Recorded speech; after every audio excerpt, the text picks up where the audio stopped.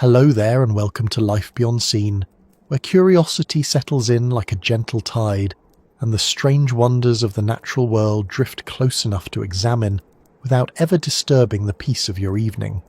Tonight we're slipping quietly into one of the most unlikely places where life grows bold, vast and astonishingly large. Not in the sunlit shallows, not in the warm tropical currents that so many creatures call home, but far from them in the coldest waters on Earth. These places where the sea is dim and slow, where frost hovers at the surface and deep pressures hold the silence steady, are somehow the very places where animals grow to their most startling sizes. It feels counterintuitive at first glance. You might think warmth would encourage abundance and cooling would shrink everything down. Yet in these frigid blue depths the opposite happens. Creatures swell in size, bodies stretch, limbs grow long and heavy, mouths expand, eyes widen, shapes sharpen. In the stillness of the cold, life becomes immense. Before we wander too far into those waters and the curious reasons they create giants, I'd love to know where you're listening from tonight. Are you somewhere warm, wrapped up and resting after a long day, or somewhere a bit colder yourself, feeling the seasons shift around you? And while you're here, if these slow explorations help you find a sense of quiet or give your mind a softer place to drift for a while, I'd be grateful if you'd like the video or subscribe to the channel. It helps this little corner of calm reach others who might be winding down for the night, or who might simply want to follow something steadily through the dark without needing to keep up with anything too fast. Now, as we begin to settle into the idea of icy oceans filled with enormous beings, there's something grounding about imagining the contrast. Warm waters tend to be associated with colour and energy and movement. Schools of bright fish weaving through coral, sunlight piercing through clear shallows, life buzzing, darting, flickering. Cold waters, by comparison, usually bring to mind a slower rhythm, heavy expanses of dark blue, long stretches of quiet, ice drifting, depths widening. The idea that something huge could be hiding there feels a little dissonant at first, almost like a secret nature is kept from us until we finally ask the right question. Yet long before scientists started cataloguing the astonishingly large species that inhabit these regions, sailors had already whispered stories about them. Reports of creatures bigger than anything found in the tropics, animals with eyes the size of dinner plates, limbs that stretched farther than any reasonable imagination, bodies that moved with the kind of heaviness that hinted at tremendous mass beneath the surface. And while many of those stories were embellished out of fear or wonder, or the simple challenge of describing something seen only for a moment, the underlying pattern was true. The coldest waters do indeed host some of the largest animals ever known. Even now, when measurements replace myths and cameras replace sketches, the truth remains just as strange. The blue whale, the largest animal to have ever existed, thrives in these cold, nutrient-rich waters. Colossal squid, once creatures of whispered exaggeration, are now confirmed to be astonishingly large and adapted specifically to the chill of the deep. Giant amphipods, oversized jellyfish, massive isopods, elongated worms, huge spider crabs, enormous sea stars, all find their best conditions in cold regions. Somehow the frost does not shrink life but expands it, almost like a sculptor that works with slow, deliberate strokes and needs the stillness to form such grand shapes. As we drift further into this idea, it's helpful to pause for a moment and picture the environment itself. Cold water is heavier, richer in certain dissolved gases, and more stable across seasons compared to warm water. That stability creates a kind of predictable rhythm where creatures do not have to hurry or scramble constantly to survive. There's something almost counterintuitive in the way that stability encourages largeness. In regions where everything changes rapidly, smallness tends to be advantageous. Quick reproduction, fast metabolism, the ability to dart away or hide in small crevices. But in the polar seas and deep cold, the environment moves at a slower beat. Nutrients follow seasonal cycles, pressure remains constant in the depths, and the cold slows down the internal processes of nearly every creature that lives there. Life that does not need to rush can afford to grow, and life that can move slowly without risking starvation can invest more energy into building bodies of impressive scale. But there's more to it than that. Cold waters contain more dissolved oxygen than warm waters, and oxygen is a kind of fuel for growth. Not the kind burned quickly like a match, but more like something that allows each cell to function more efficiently. The more oxygen available, the easier it becomes for organisms to sustain larger bodies. For many species, especially invertebrates, oxygen is the limiting factor that decides how big they can become. In warm waters, oxygen dissipates quickly. In cold waters, it saturates the environment. The creatures living there breathe more easily, in a sense, and the result is an ecosystem where growing big is not just possible, but often the optimal choice. As we imagine these enormous beings moving through freezing currents, there's something humbling about realizing that cold can amplify life rather than diminish it. Many of the animals that thrive there do so with an almost serene slowness. A giant sea spider, legs extended longer than its tropical cousins by magnitudes, moves with a deliberate calm. Amphipods, those normally tiny, quick, shrimp-like creatures, become large enough in Antarctic waters to fill the palm of your hand. Isopods balloon to the size of house cats in deep, cold trenches. Creatures that in warm environments are nearly invisible take on new forms of presence. The cold sculpts them differently. But to appreciate why this happens with such consistency across species and across regions, we should keep following the path that leads deeper into the sea. Each region has its own particular blend of pressure, temperature, oxygen, and food availability. Yet the cold regions share a repeating pattern, larger than expected animals showing themselves again and again. And as we observe them, the idea becomes clearer. Cold slows life down, but slowing life down does not restrict life. It redirects it.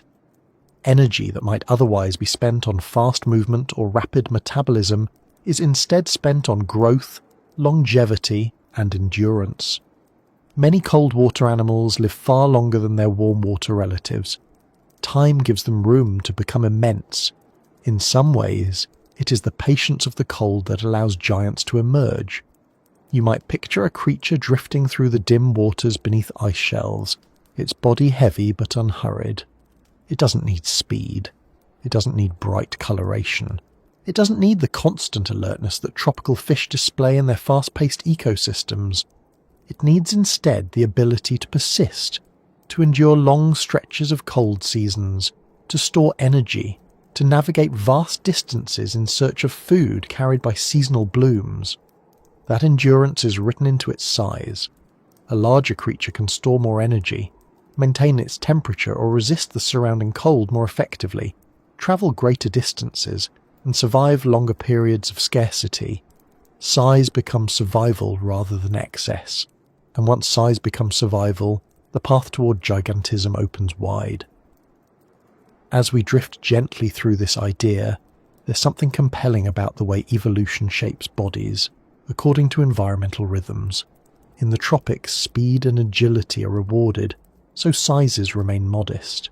In the cold, endurance and storage matter more, so creatures expand. Water itself behaves differently in the cold.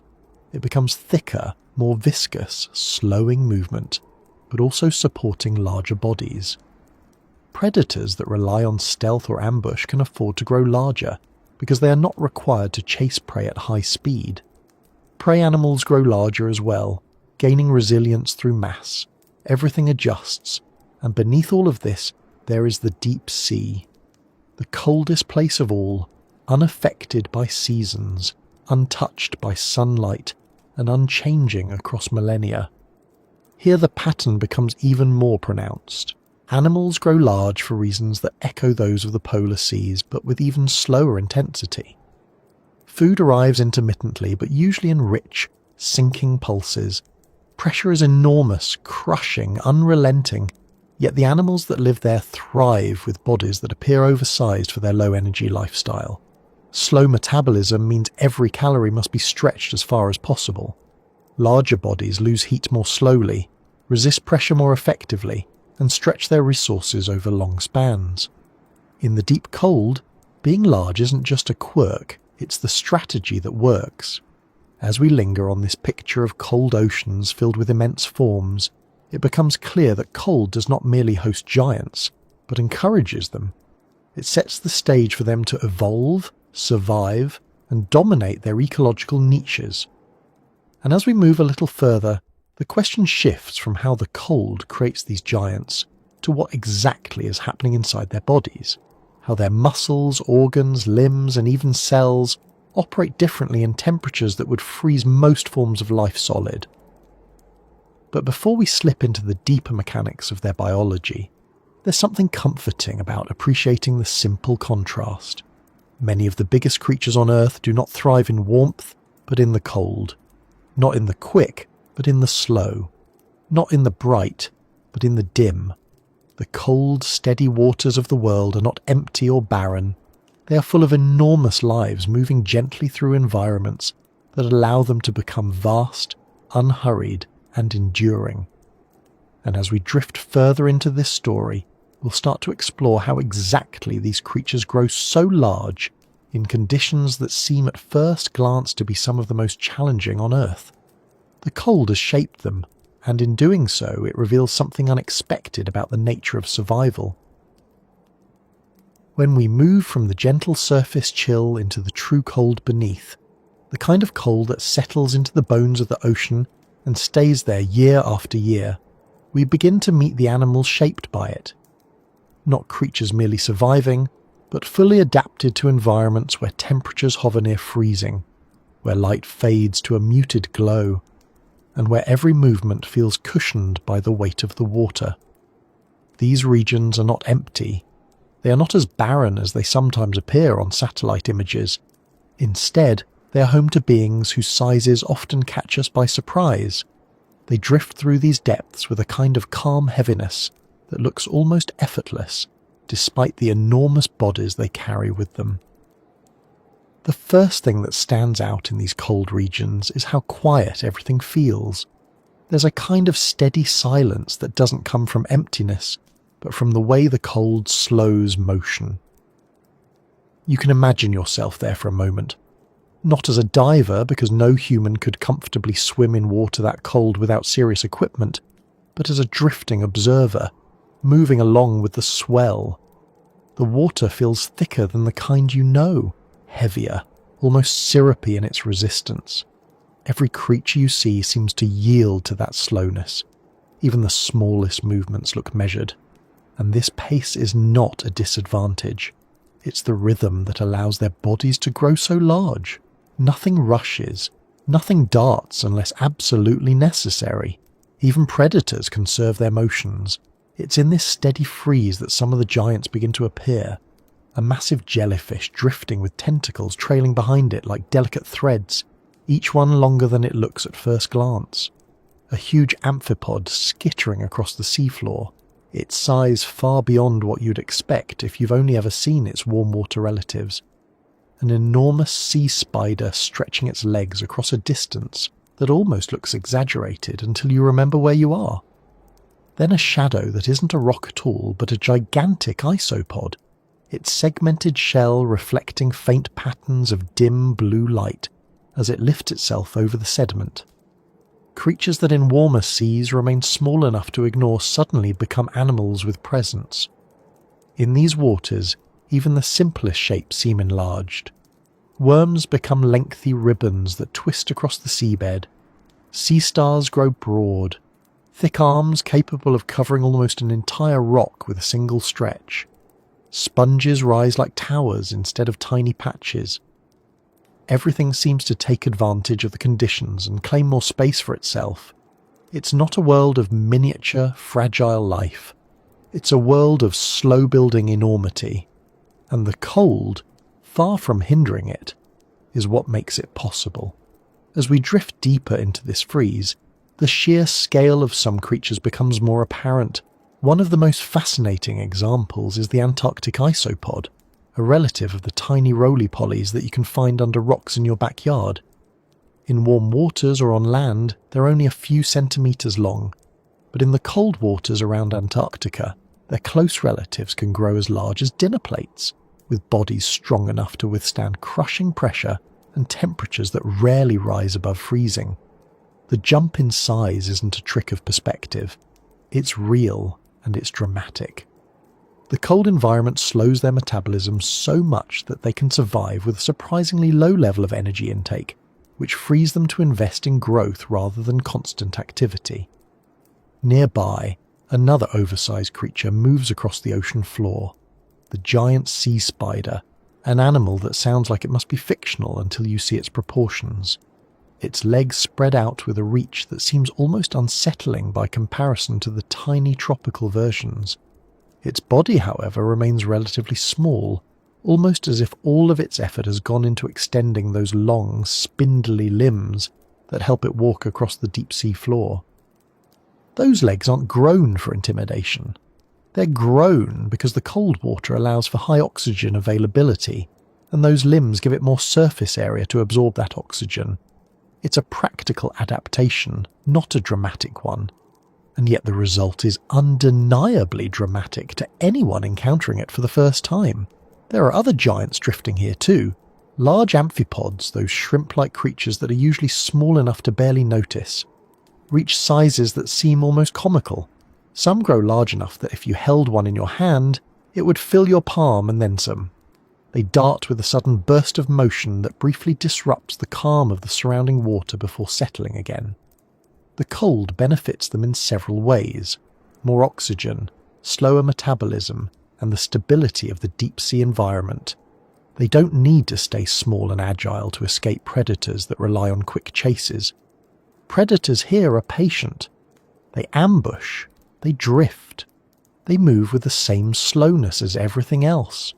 And once you understand that, it becomes easier to see why the giants here look the way they do. A giant worm stretching meters across the seafloor isn't a threat. It's simply taking advantage of the space and the steady environment. A massive sea cucumber, wide as a barrel and moving with an almost lazy wobble, isn't odd here. It simply evolved to store energy for long seasonal periods when food drifts down in pulses rather than steady streams. Even the filter feeders take on impressive sizes, using large bodies to collect more nutrients from the slow-moving water.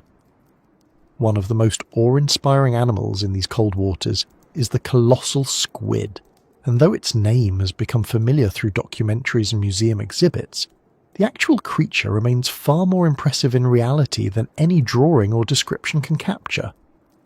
Unlike the smaller squids found in warm seas, it has evolved in conditions that allow it to grow far larger, with mantle lengths stretching several meters and eyes that rank among the largest in the animal kingdom. Its world is cold and dark, and in that cold and dark its enormous size gives it power and endurance. It does not race after its prey, it waits, it hovers. It uses slow, precise movements that save energy, while allowing it to stretch its body to astonishing proportions over a long lifespan. But we haven't even reached the largest of the cold water giants yet. That position belongs to the blue whale, the most massive creature ever known to live on this planet. And while blue whales travel through multiple regions, including warmer ones, their feeding grounds, the places where they depend on the greatest amount of energy are in cold waters rich with krill. These tiny shrimp-like creatures gather in enormous swarms in the frigid oceans, creating a reliable and dense source of food that allows a blue whale to maintain its immense size. Without those cold water ecosystems, the blue whale could not grow to the scale it does. Its very existence as the planet's largest animal is tied to the productivity and stability of freezing waters. The cold seas are not simply places where giants live, they're places where giants are made. The environment sets the tempo and the creatures follow it.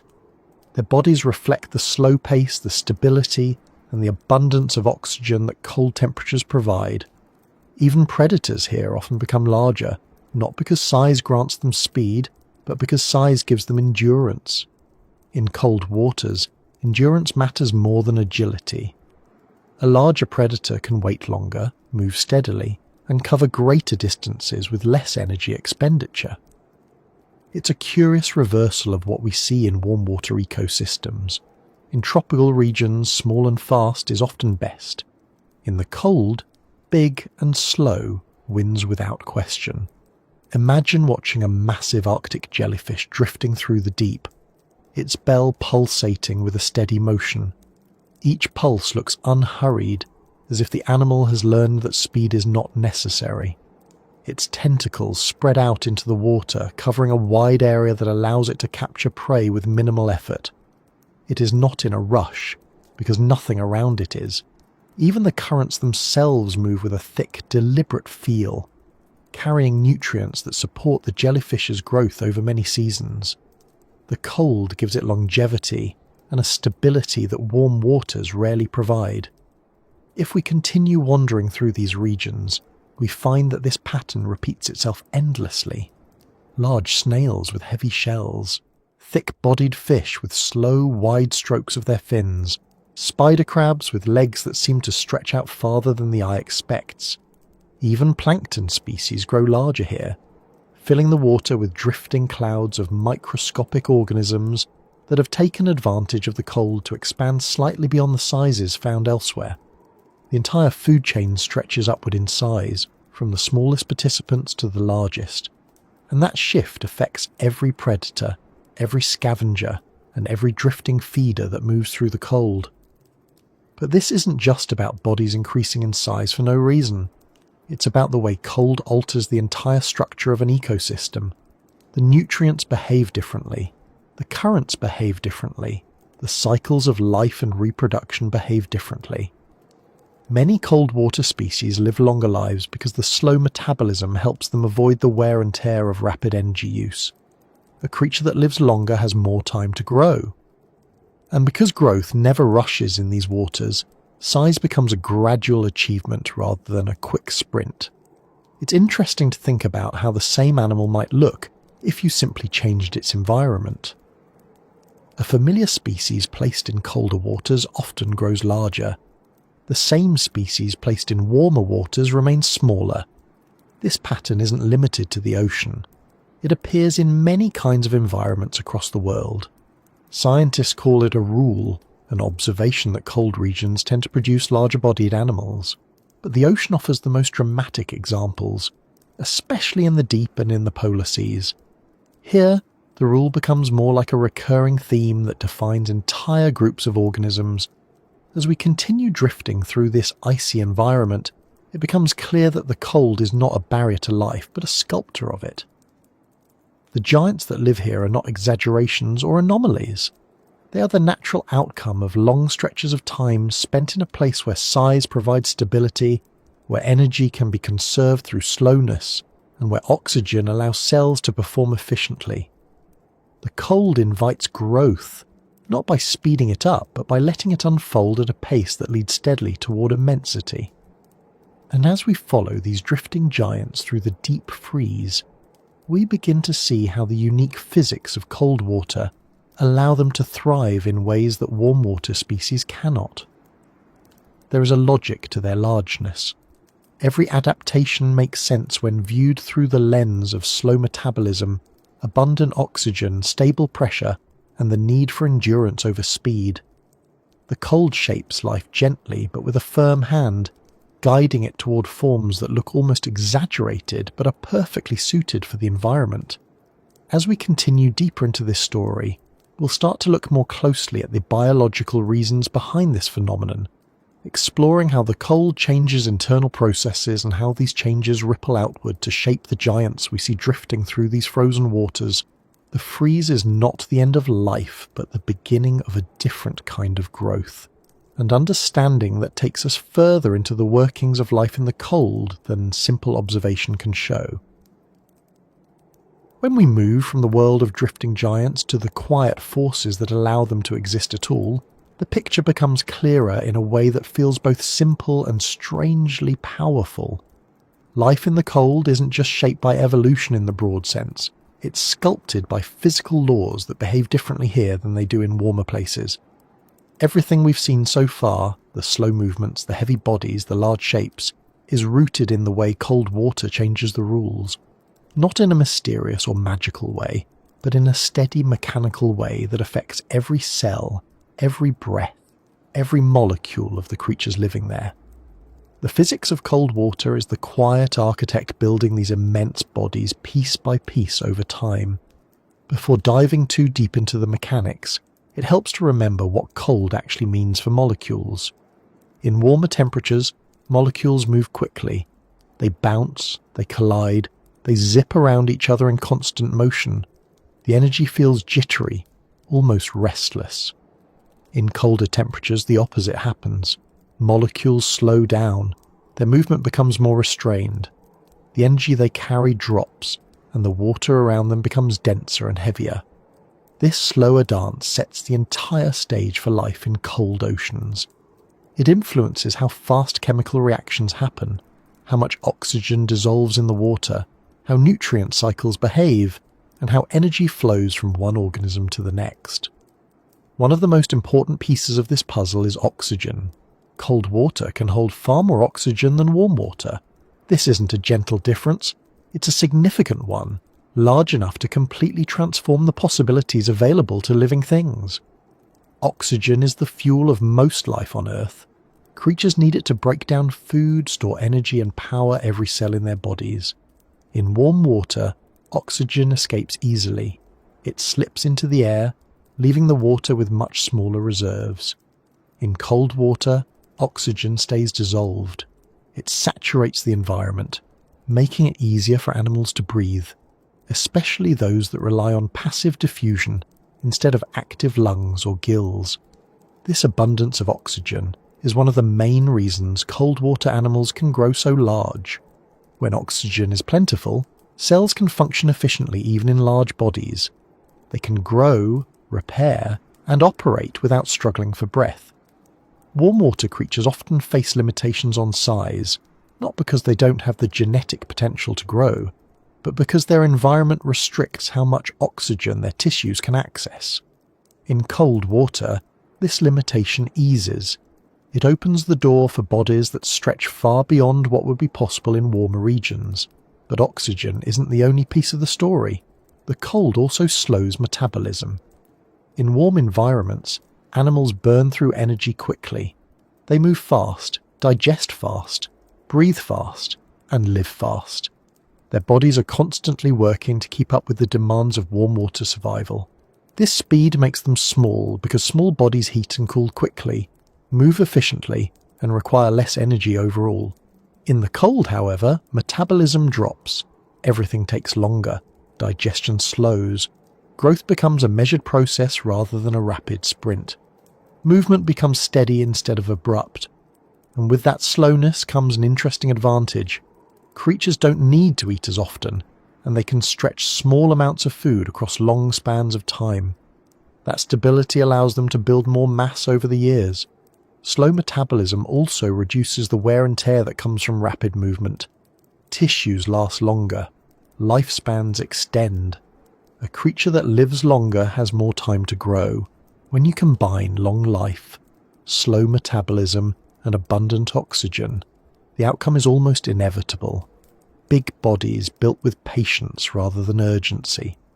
Pressure also plays a role here. In deep, cold waters, pressure increases with every meter of depth. At thousands of meters below the surface, the weight of the water above becomes immense. Warm water environments closer to the surface never reach those levels of pressure, so the creatures living there rarely grow structures that can withstand such force. In the deep cold, however, bodies must be built to endure it. These adaptations reinforce strength and stability. Many deep-sea animals develop thick shells, sturdy exoskeletons, dense muscles, or flexible, pressure-tolerant tissues that allow them to survive in conditions that would crush most warm water species. And once you've developed structural features that are robust enough to withstand the pressure, growing larger often becomes a natural consequence rather than an additional challenge. Another subtle but important factor is the thickness or viscosity of cold water. When water cools, it becomes slightly thicker. The particles in it move more slowly and hold together more tightly. This thickness affects how creatures move. For a small creature, this viscosity creates resistance that can be difficult to overcome. Staying small and active in cold water requires more effort than in warm water. Larger animals, on the other hand, handle this viscosity more easily. Their bodies push through the resistance without being hindered by it. Their size becomes an advantage instead of a burden. When moving through cold water, a larger body can glide more steadily and more efficiently, while a tiny one struggles. Even food behaves differently in cold regions. In warm waters, nutrients are often spread thin because surface layers stratify, preventing deep, nutrient-rich water from rising. In cold waters, stratification doesn't happen the same way. Seasonal cycles stir the water, ice melts, sinks, and mixes nutrients vertically. The result is a richer, more reliable supply of food that supports larger creatures, particularly filter feeders and slow-moving predators. Food arrives in pulses rather than continuous streams, which encourages species to store energy in large bodies and wait for the next productive season. To understand how all these factors combine, imagine a creature living in cold water. It breathes easily because oxygen is abundant. It moves with slow, steady motions because the cold has reduced its metabolic needs. It can store energy in a large body because food arrives in seasonal waves that it must endure between bursts of abundance. It adopts a form that can withstand the pressure of deep water. And because the environment doesn't pressure it to move quickly, it shifts its evolutionary focus from speed to endurance. The body grows, not in a frantic way, but gradually year after year. This physics-driven growth is especially noticeable in invertebrates. Many of them rely on simple respiratory processes, diffusion across surfaces, or gills that function better when oxygen is plentiful. When oxygen saturates the water, these systems become much more effective. Their bodies don't need to remain small to ensure enough oxygen reaches their tissues. They can safely expand. The giant sea spider is a clear example of this. Its long legs massively increase its surface area for oxygen absorption. Without cold water providing high oxygen levels, those legs couldn't support such a sprawling body. The environment makes the anatomy possible. Similarly, amphipods and isopods expand dramatically in cold regions because their oxygen intake scales well with larger size when the environment cooperates. In warm waters, oxygen limitations cap their size. They cannot grow large without suffocating. In the cold, this limitation disappears, and their bodies grow until the other environmental constraints define the upper limit. It's not just oxygen that allows this. Cold slows decay as well. Organic matter breaks down more slowly in frigid temperatures, which means that food sources remain available longer. In warm regions, dead plants or animals decompose quickly, with bacteria and scavengers breaking them apart rapidly. In cold waters, decomposition takes far longer. A fallen organism can remain intact long enough to become a reliable source of nutrients for creatures that find it. Slow decay supports larger scavengers because it gives them time to locate and consume the remains. Chemical reactions inside the bodies of cold water creatures also slow down. These reactions control everything from muscle contractions to nerve signals, growth processes, digestion, and cellular repair. When temperatures drop, these reactions don't stop. They simply proceed at a different pace. Cold water species often develop specialized enzymes or proteins that function well at low temperatures, allowing their bodies to operate without freezing.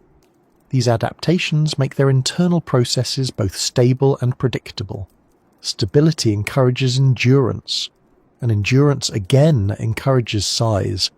In a warm environment, fast chemical reactions drive creatures toward quick life cycles. They reproduce rapidly and grow quickly, but rarely reach massive sizes because their bodies spend so much energy staying alive at high speeds. In the cold, slower reactions mean slower growth, but also longer growth. Over decades, this steady pace accumulates into remarkable size. Another part of the physics of cold environments is buoyancy. Water density increases as temperature drops. This increased density provides more natural lift to bodies moving through the water. Large animals require less energy to remain suspended or to rise and fall within the water column. Their size does not weigh them down the way it might in warmer, less dense water. Buoyancy helps support large bodies and makes it easier for them to drift, hover, ambush, or filter feed with little energy lost. Even predation dynamics shift in cold water. Fast chases become less practical. Sudden escapes become less common. Instead, predators rely on stealth, patience, and endurance. These strategies reward size. A larger predator can wait longer for prey without burning excessive energy. A larger prey animal can resist a single attack or survive longer between feeding opportunities. Both sides of this interaction benefit from size in different ways. The physics of the environment shapes the behavior of both predator and prey, nudging both toward greater scale. It's also worth noting that cold water animals often exhibit thicker insulation. This isn't just for warmth, but also for energy storage. Fat stores accumulate because the environment demands they be prepared for long periods with limited food availability. These fat reserves add mass, contributing to the animal's overall size. But rather than being a burden, this mass is a benefit. It keeps them warm, stores energy, improves buoyancy in some cases, and serves as protection from the cold.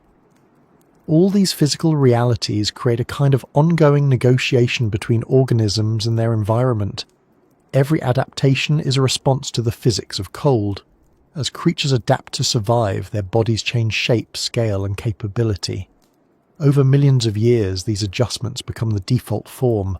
The giants of cold waters aren't exceptional in their own world. They are the natural answer to a long list of physical pressures and advantages that the cold provides. If we step back and look at these cold water ecosystems as a whole, they begin to resemble a slow-moving engine. The physics provides the structure. The chemistry provides the pace. The biology follows. The engine turns steadily, predictably, and quietly. It doesn't produce many flashes of speed or sudden changes. It produces endurance, longevity, and mass.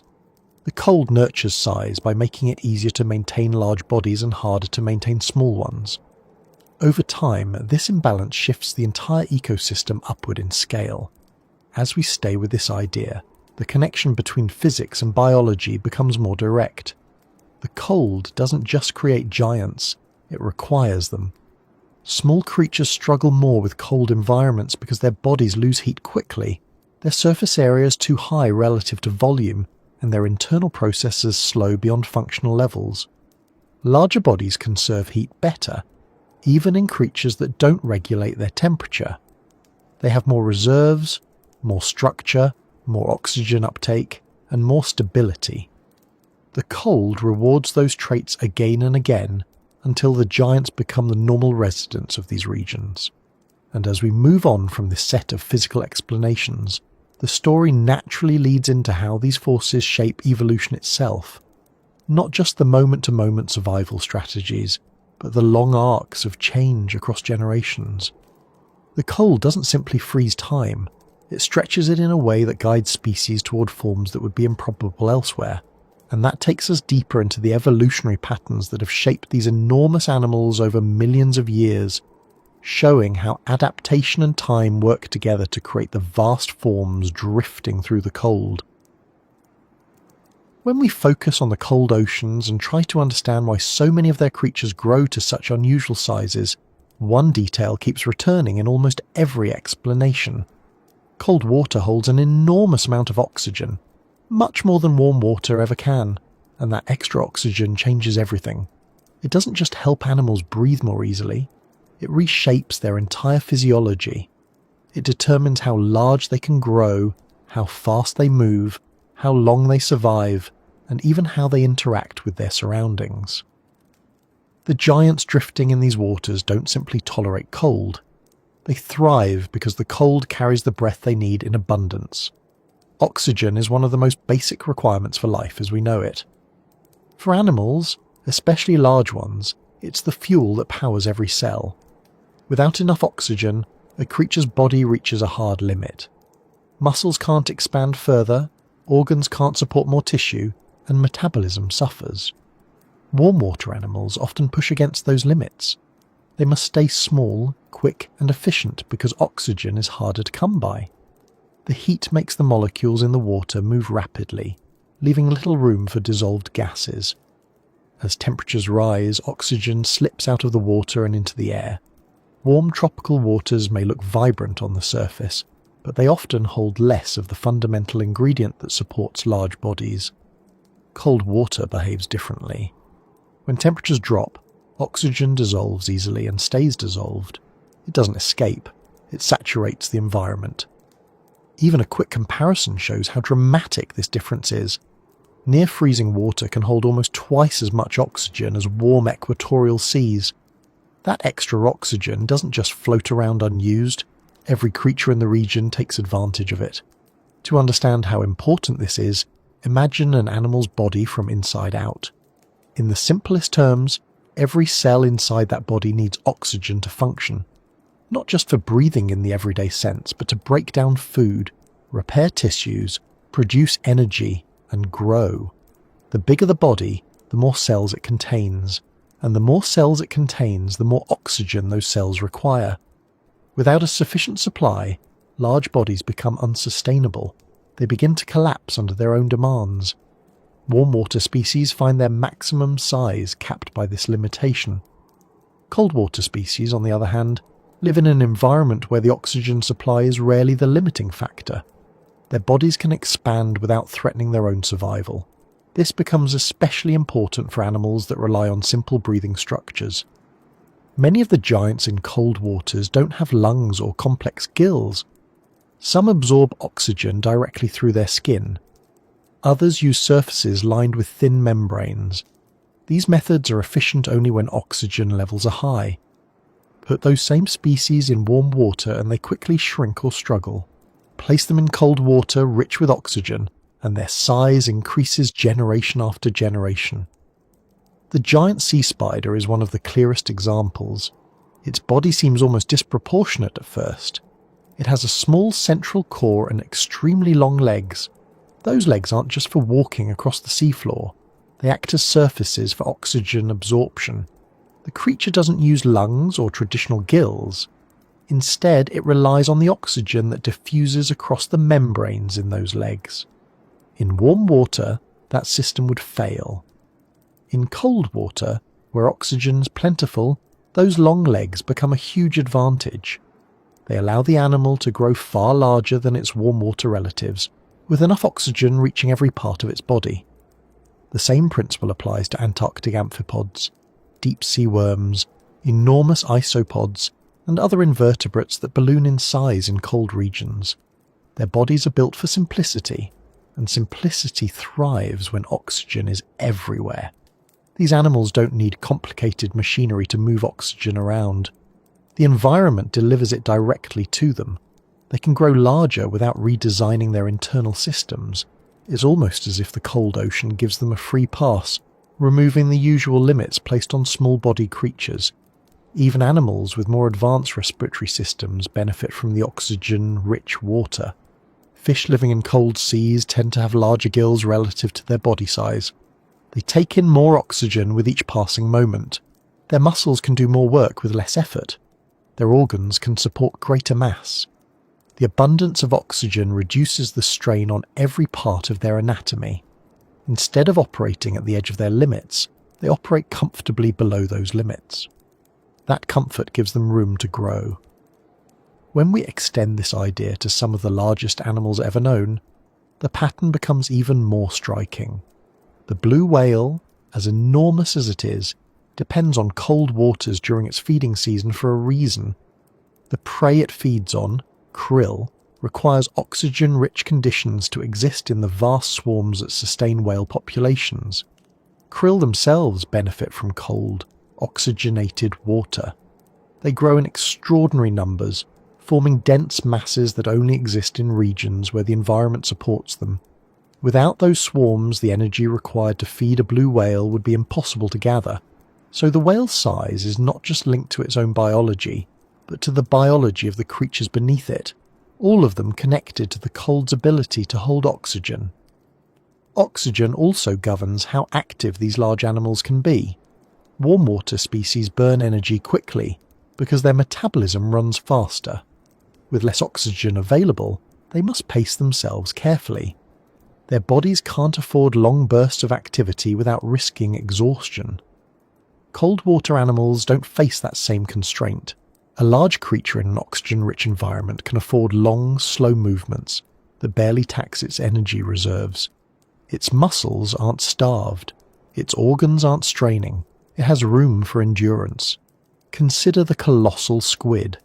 It lives in waters where oxygen is plentiful, but food is not. It cannot afford to chase prey in quick, desperate bursts. Instead, it relies on slow, controlled motions, hovering quietly until the right moment. That approach is only possible because the cold water provides a steady supply of oxygen that keeps its enormous muscles ready without burning through energy too quickly. The oxygen gives it power without forcing speed, power without the constant urgency seen in warm water predators. Cold water fish show similar patterns. Many of them develop large, slow-moving bodies that conserve energy while remaining capable of sudden bursts when needed. Their muscles, supported by the readily available oxygen, perform reliably in low temperatures. They can cruise long distances without tiring. They can sit still for hours without losing strength. This endurance is a direct consequence of how their environment feeds oxygen into their bodies. Even filter feeders benefit from this. Cold water sponges, sea squirts, and other stationary organisms often grow large because their bodies can process nutrients efficiently when oxygen's abundant. Their cells don't choke or fall behind. Their structures expand over time because the basic functions that keep them alive operate smoothly in the cold. Oxygen doesn't speed up their lives. It keeps their lives stable, which is even more valuable in an environment where food arrives in seasonal cycles. One of the more surprising details about oxygen-rich waters is how much they support long lifespans. Many of the giants in these cold regions live far longer than their warm water counterparts. This is partly due to slow metabolism, but oxygen contributes just as much. When oxygen supply remains high throughout an animal's life, it reduces the stress on its cells. Damage accumulates more slowly. Repair processes work more efficiently. Longevity becomes possible not because the animals have special genes, but because the environment gives their bodies what they need for decades. Take the Greenland shark, for example.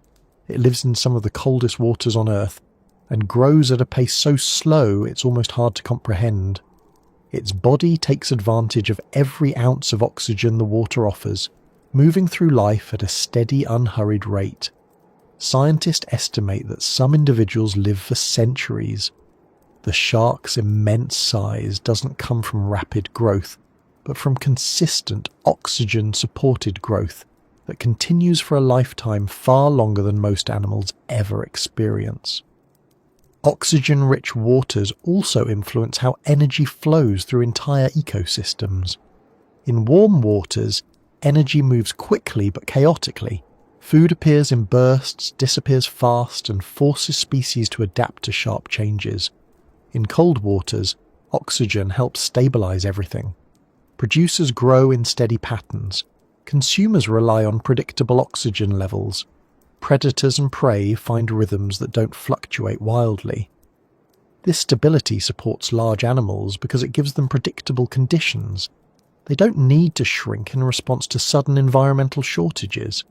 Their world is consistent enough to allow long-term investment in growth. When you look closely at all these pieces, a clear pattern emerges. Oxygen is one of the main reasons the giants exist. They aren't anomalies. They aren't lucky. They are the natural outcome of an environment that supplies them with more breath than they strictly need. That surplus allows them to build and maintain massive bodies that would collapse in any other setting. The breath of the cold doesn't simply support life. It reshapes it. It becomes the quiet force that powers animals large enough to appear almost unreal. It fills their muscles, strengthens their organs, stabilizes their metabolism, and fuels their slow, deliberate movements through the water. Without it, the cold would still slow things down, but size would remain limited.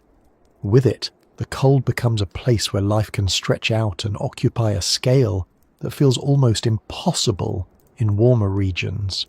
As we keep following this story, oxygen becomes only one piece of the larger pattern that shapes immense creatures in freezing waters.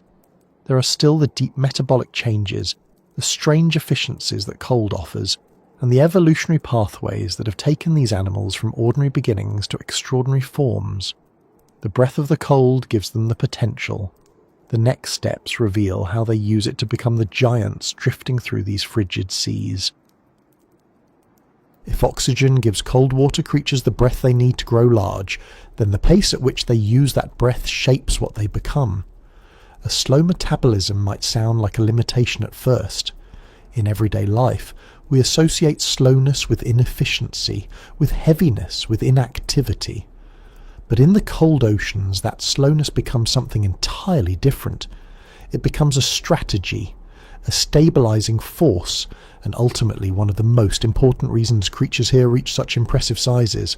The cold dampens everything: movement, growth, digestion, chemical reactions, and the speed at which bodies wear down. Instead of being a burden, that dampening turns into a path toward immensity. Most animals in warmer waters live fast. They have no choice. The heat speeds up every process inside them. Their cells burn energy quickly. Their muscles need constant fuel. Their organs must work continuously to keep up with the pace set by the environment. It creates a world where life cycles rush by. Many warm water species grow quickly, reproduce quickly, and die quickly. There's little time to accumulate mass, rebuild tissue slowly, or maintain a large body over many years. Their metabolism sets a cap on what is possible. In cold waters, the opposite takes place. Everything slows down, not to a stop but to a steady rhythm that doesn't demand constant urgency. Slow metabolism means the body uses less energy to stay alive. It reduces the strain on organs, muscles and tissues. It creates room for the kind of long-term growth that leads to large sizes. Instead of racing through life, creatures here move through it with patience. Their bodies grow over long periods, often years or decades, not because they are trying to become large as fast as possible, but because the environment allows them to accumulate mass steadily without collapsing under metabolic demands. When a creature's metabolism slows, several important things happen inside its body. First, the rate at which cells divide decreases. That might sound like it would prevent growth, but what it really prevents is damage. Fast-growing animals often accumulate errors in their cells because their bodies rush to replace or repair tissues. Slow growth avoids this. It produces stronger, healthier structures. Bones strengthen, muscles thicken, shells form more evenly. Tissues build themselves in a way that supports long-term maintenance rather than short-term survival. The second thing that happens is a drop in the amount of energy required to stay alive. When metabolism is slow, an animal can go longer without food. It can survive lean periods. It can store energy more effectively. All of that encourages larger bodies because a larger body can hold more stored energy. Instead of being a burden, size becomes an advantage that allows survival across long seasons when food arrives only in bursts.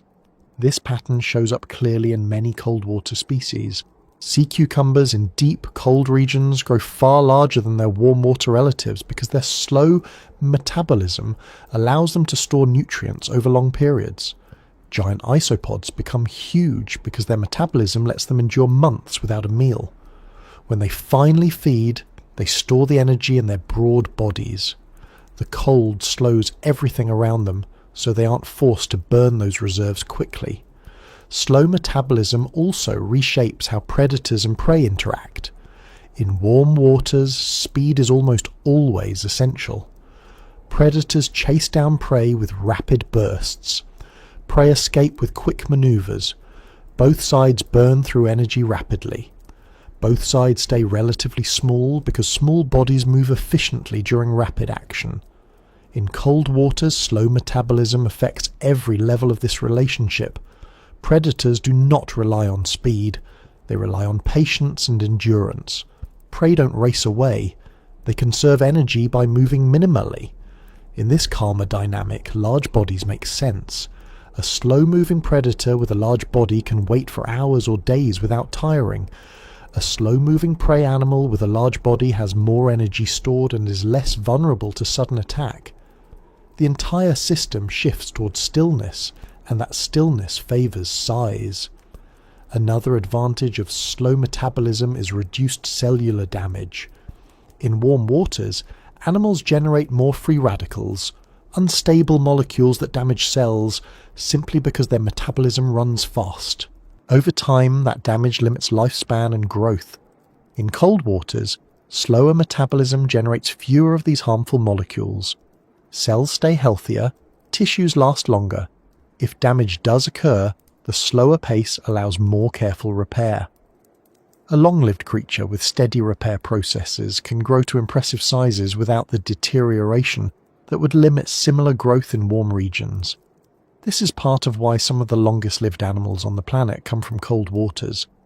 The Greenland shark lives for centuries, growing slowly, using energy sparingly, and letting its body accumulate mass at a pace that barely seems to move from year to year. The Antarctic sponge grows so slowly that some individuals alive today may have started growing before major human civilizations existed. These creatures don't simply become large because they grow quickly. They become large because they grow for a very, very long time. Slow metabolism also changes how animals eat and digest food. In warm waters, digestion is fast because the chemical reactions involved move quickly. Animals must eat often to maintain their pace. In cold waters, digestion takes far longer. Food moves slowly through the body. Nutrients are absorbed steadily. Because digestion is slow, animals do not need to eat as frequently. This encourages growth in a different way. A creature that doesn't need to constantly search for food can invest its energy into building and maintaining a larger body. The cold removes the pressure to stay small and agile in search of constant meals. Consider the giant sea anemones found in cold regions. In warm waters, anemones tend to remain small because they catch small prey and digest it rapidly. In cold waters, the process slows dramatically. A large anemone can catch a substantial meal, digest it over a long period, and store that energy as body mass. The slow digestive process becomes a pathway toward increased size. Slow metabolism also affects how creatures reproduce. Warm water species often invest energy into producing many offspring quickly, because lifespan is short and the environment is unpredictable. Cold water species tend to produce fewer offspring, but they invest more energy in each one. Their slow metabolism allows them to preserve enough energy reserves to nurture larger eggs or developing young. When young animals start life with larger bodies, they're more likely to survive in environments where the pace is slow, but the conditions can be harsh. Over generations, this reproductive pattern pushes species toward larger average sizes. Another detail to consider is that slow metabolism makes animals more tolerant of the deep ocean's extreme pressures. At great depths, pressure can be thousands of times higher than at the surface. Rapid metabolic processes would struggle here because chemical reactions become harder under pressure. Slow reactions, however, continue with fewer disruptions. This makes cold, deep environments particularly suited to creatures that move slowly and grow steadily. Many of them evolve at these depths where cold and pressure combine to create some of the most stable conditions on the planet. In that stability, slow metabolism becomes not a disadvantage but the best possible approach to life. Even animals that migrate through cold waters take advantage of slow metabolism. Some fish and marine mammals enter cold regions to feed, rest, or grow. During these periods, their metabolism shifts slightly to match the environment, allowing them to conserve energy and recover from high-energy activities like breeding or migrating. The cold becomes a place where they can rebuild, replenish, and gain mass before returning to warmer waters. For species like the blue whale, these cycles shape their entire existence. Slow metabolism also reduces the need for constant movement. In warm waters, animals must often stay active simply to find enough food or oxygen. In cold waters, with slow metabolism and abundant oxygen, animals can remain still for longer periods. They aren't forced into a lifestyle of near-constant motion. A creature that spends more time resting and less time searching for food saves enormous amounts of energy. That energy can be channeled into growth, fat storage, thickening tissues, and building the large structures that define cold water giants. One of the most consistent patterns among cold water giants is how their bodies distribute energy. In warm waters, energy must be used quickly to maintain pace. In cold waters, energy accumulates slowly but reliably. Fat deposits grow, muscles thicken, exoskeletons strengthen, shells become heavier. These structures are expensive to build in metabolic terms, but slow metabolism allows that cost to spread across a long timeline. The result is a body that appears oversized compared to warm water relatives but is perfectly suited for its home environment. This slow-building approach to life also reduces competition. In warmer waters, competition for food can be intense. Many species rush to exploit resources the moment they become available. In cold waters, food arrives slowly and unpredictably, and slow metabolism makes creatures less dependent on winning these sudden races. Their energy needs are lower. Their bodies are built for endurance. They can wait out lean times that would devastate smaller, faster species. Because they don't have to compete as fiercely, they can grow larger without that growth turning into a liability. Longevity plays a major role as well. A creature with a slow metabolism often lives long enough to grow to sizes that warm water creatures never reach. When growth is spread over decades, the numbers add up. A fish that adds only a tiny amount of mass each year can still become enormous if it lives long enough. A sponge with a glacial growth rate can reach monumental size simply by persisting long enough. In these environments, the phrase slow and steady becomes more than a simple saying. It becomes the fundamental blueprint for survival and growth. Slow metabolism also influences how animals respond to injury or environmental stress. Warm water animals must devote energy quickly to repair and recovery. Cold water animals, by living on a slower schedule, often spread these repair processes over longer periods. Instead of rushing through healing, they rebuild tissues gradually. This approach reduces mistakes and improves the strength of repaired structures. A body that keeps itself in good condition for decades or centuries has more time to grow large without falling apart under its own weight. If we step back and look at all these patterns, a picture forms of an environment where slow metabolism is not a handicap but a foundation. It gives creatures time that warmer regions simply don't offer. It reduces the urgency of life. It allows bodies to grow, strengthen, store and endure. Each extra year or decade adds another layer to the creature's size, another opportunity to expand into the environment that has gently shaped it. And as this slow, patient growth unfolds, cold water animals begin to resemble something almost out of scale with their relatives in other regions. They don't look oversized because they rushed. They look oversized because nothing ever forced them to shrink or limit themselves. The cold gives them room, time gives them form, metabolism gives them the pace needed to become immense. As we move forward, this slow metabolic rhythm leads naturally into the broader evolutionary patterns that have driven cold water gigantism for millions of years. The environment sets the pace, but evolution decides how that pace gets written into the bodies of the creatures drifting through these freezing seas. When we try to understand why the cold shapes creatures into larger forms, it helps to step back and consider the broad, long-term patterns that biologists have observed all over the world. For centuries, naturalists noticed something strange. Animals living closer to the poles often grew larger than animals of the same species living nearer the equator. Birds, mammals, reptiles, invertebrates, across groups, the same trend appeared. Even long before scientists understood the mechanics behind it, they recognized that cold regions seemed to encourage bigger bodies. This recurring pattern became known as the polar rule, or more formally as Bergmann's rule.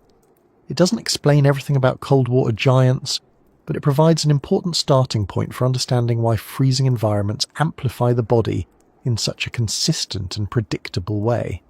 The polar rule isn't just a vague observation. It shows up repeatedly in real, measurable examples. Bears in the far north grow larger than their warmer cousins. Wolves in colder habitats are heavier than wolves closer to the tropics. Many cold water fish grow larger than similar species in mild regions. Even among humans, populations adapted to colder climates historically average larger body masses than those from warmer ones. The rule isn't absolute. There are exceptions, and not every species follows it perfectly. But the trend holds strongly enough that it has become one of the most dependable patterns in ecology. To understand why, we need to look at how bodies lose heat.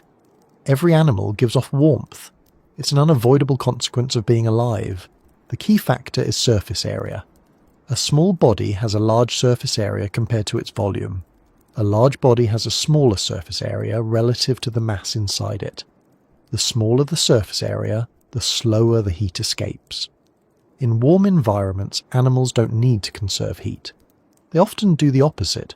They try to get rid of excess heat so they don't overheat. Small bodies help with that. In cold environments, conserving heat becomes essential. Large bodies hold warmth better. They lose heat more slowly. They stay functional longer in frigid temperatures. This heat conservation effect explains much of the polar rule, but when we bring it into the ocean, the pattern intensifies.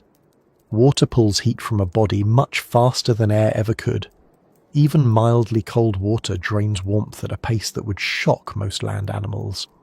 In the polar seas, the danger isn't just cold air, it's a medium that strips heat continuously. A larger body becomes an efficient way to resist that drain.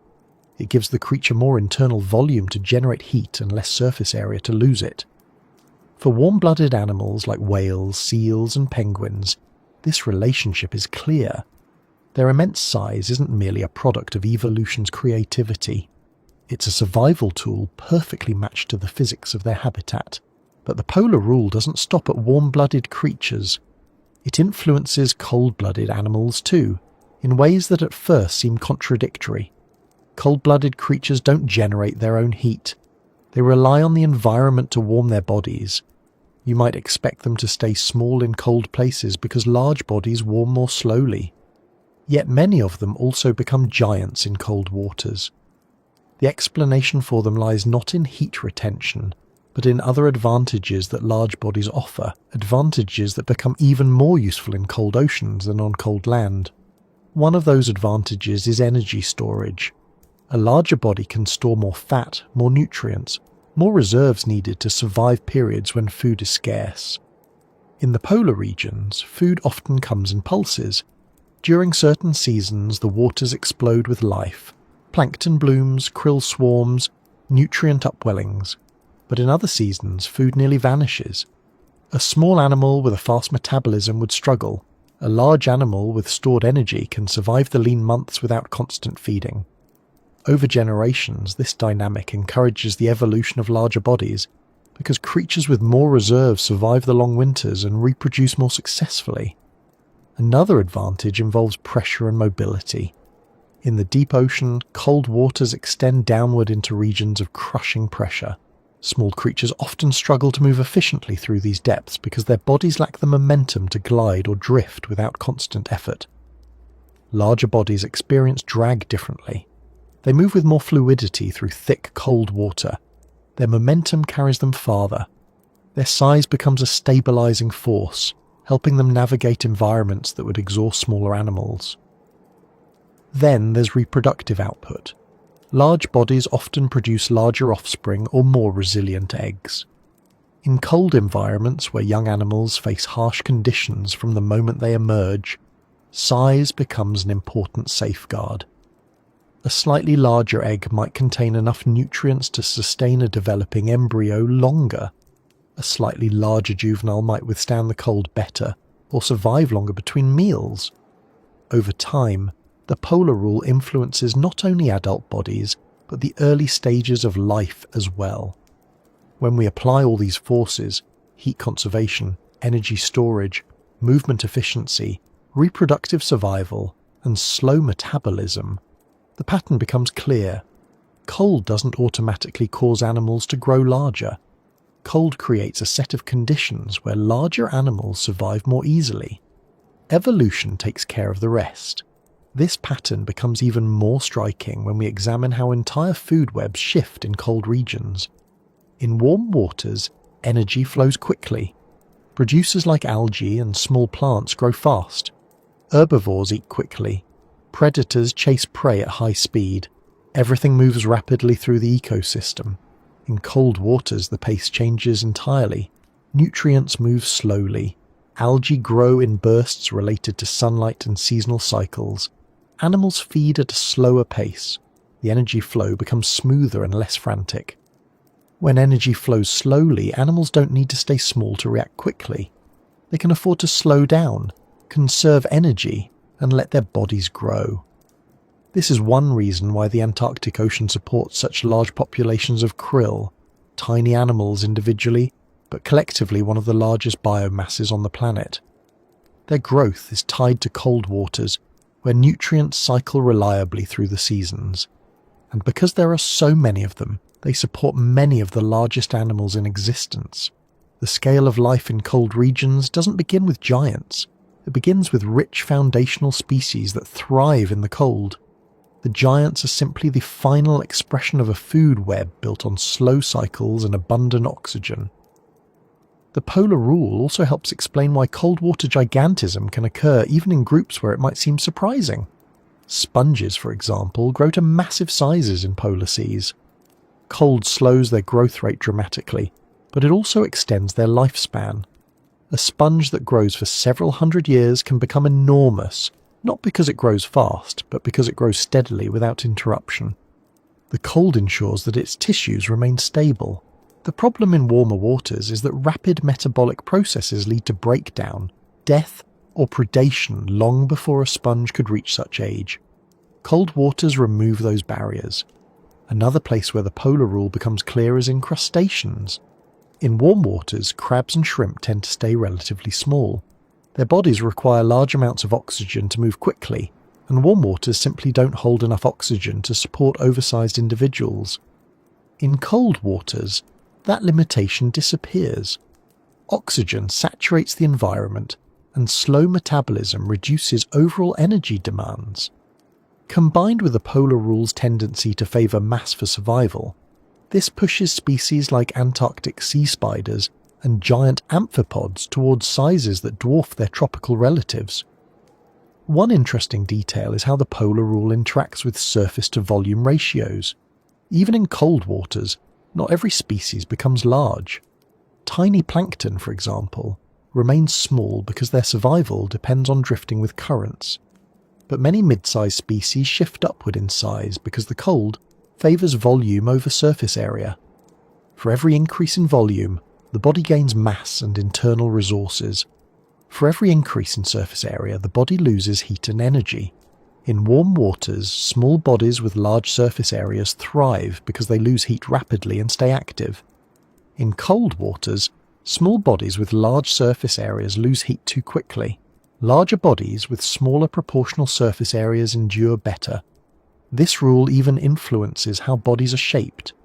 In cold regions, many animals develop rounder or thicker forms. They reduce their surface area further. The result is animals that look sturdier or more robust than their tropical relatives. Their shapes reflect the environment as much as their sizes do. A rounder seal loses heat slower. A thicker fish conserves warmth more effectively. A bulky crab uses less energy to maintain its body temperature. Shape becomes part of the adaptation alongside size. One of the best examples of this is the polar bear. Although this is a land mammal, its adaptations reflect the same principles guiding marine giants. Polar bears evolved bodies that conserve heat so effectively that they often overheat rather than freeze. Their enormous size reduces heat loss. Their round, powerful forms hold warmth better than a slender body would. Although they live on ice, their entire evolutionary trajectory reflects the same rule that shapes whales, seals, and cold water fish. In the ocean, seals and whales take this to an extreme. Their bodies aren't just large, they are massive. Thick layers of fat reduce surface area heat loss, give them buoyancy and store energy. Their size allows them to maintain body heat in freezing waters, even though they lose temperature much faster in water than they would in air. Without their immense mass, these animals would not survive the polar seas. The cold demands it. Even fish that we normally think of as agile and streamlined become thicker in cold waters. Arctic cod, for example, develop bodies that store fat and resist heat loss. Their cold water relatives tend to have shorter fins, thicker bodies, and slower movements than their warm water cousins. These differences reflect millions of years of adaptation to conditions where size and mass offer the greatest advantage. When we pull all these threads together, the polar rule becomes more than a simple statement. It becomes a framework that explains why cold regions are filled with such impressive creatures. The cold does not simply allow larger bodies, it pushes species toward them. It rewards mass. It favours animals that can conserve heat, store energy, move efficiently, reproduce successfully in harsh conditions, and endure long periods of scarcity. Over countless generations, these small advantages accumulate. The creatures grow larger. Their bodies become the perfect answer to an environment shaped by cold. And as we follow this path, the question naturally extends into deeper evolutionary patterns. If cold favours larger bodies, how have these species evolved across millions of years to amplify that advantage even further? The next part of the story steps from environmental physics into evolutionary history, tracing how these giants came to be shaped by time as much as by temperature. When we descend far enough into the cold oceans, deeper than sunlight can reach, deeper than most animals from the surface could survive, we enter a world that feels almost detached from the rest of life on Earth. The abyss is not just dark. It is quiet in a way that land or shallow water can never be. The pressure becomes intense. The temperatures drop until they hover just above freezing, and everything slows into a rhythm shaped only by the steady physical realities of this place. In this vast, cold expanse, a strange pattern appears again and again. Many of the animals living here grow to sizes that seem almost exaggerated compared to their shallow water relatives. Their silhouettes drift through the dimness like shadows larger than anything we expect to find in places so hostile. Gigantism is not an oddity here. It is common. It is a repeated outcome of the conditions that define the deep. The first thing that stands out when imagining the deep sea is how little energy flows through it. There are no plants here. Photosynthesis stops at the surface the moment sunlight can no longer penetrate the water. Everything living thousands of meters down depends on the slow arrival of organic material drifting from above, often in sparse and unpredictable amounts. You might expect this food scarcity to keep animals small, fragile, and minimal, but that isn't what happens. Instead, the deep fills with creatures whose bodies are large, heavy, and often strong enough to endure pressures that would crush more delicate forms. This counterintuitive result makes sense only when we examine a few details about how these animals survive. The slow arrival of food, for example, encourages animals to store energy, and storing energy effectively requires mass. A small creature burns through its reserves quickly. A large creature can hoard energy in thick tissues, dense muscles, or fat deposits. The cold deep allows that stored energy to last longer than it ever could at the surface. Slow metabolism helps too. Many deep-sea animals move only when necessary. They drift, hover, or settle into the sediment, saving every bit of energy for rare moments when it truly matters. Over a long lifetime, sometimes decades, sometimes longer, that steady conservation of resources allows them to grow continuously, even if only a tiny amount each year. As we drift deeper into this environment in our imagination, the first giants that often come to mind are the huge squid species that live at these depths. The colossal squid and the giant squid are two of the most iconic examples. Their bodies stretch meters from tip to tip. Their eyes, adapted to the near-total darkness, are among the largest eyes known in the animal kingdom. Their tentacles reach outward into the dim water like long, searching limbs that sense movement far beyond their bodies. These animals are not fast in the way shallow water squid are. They don't dart or change direction suddenly.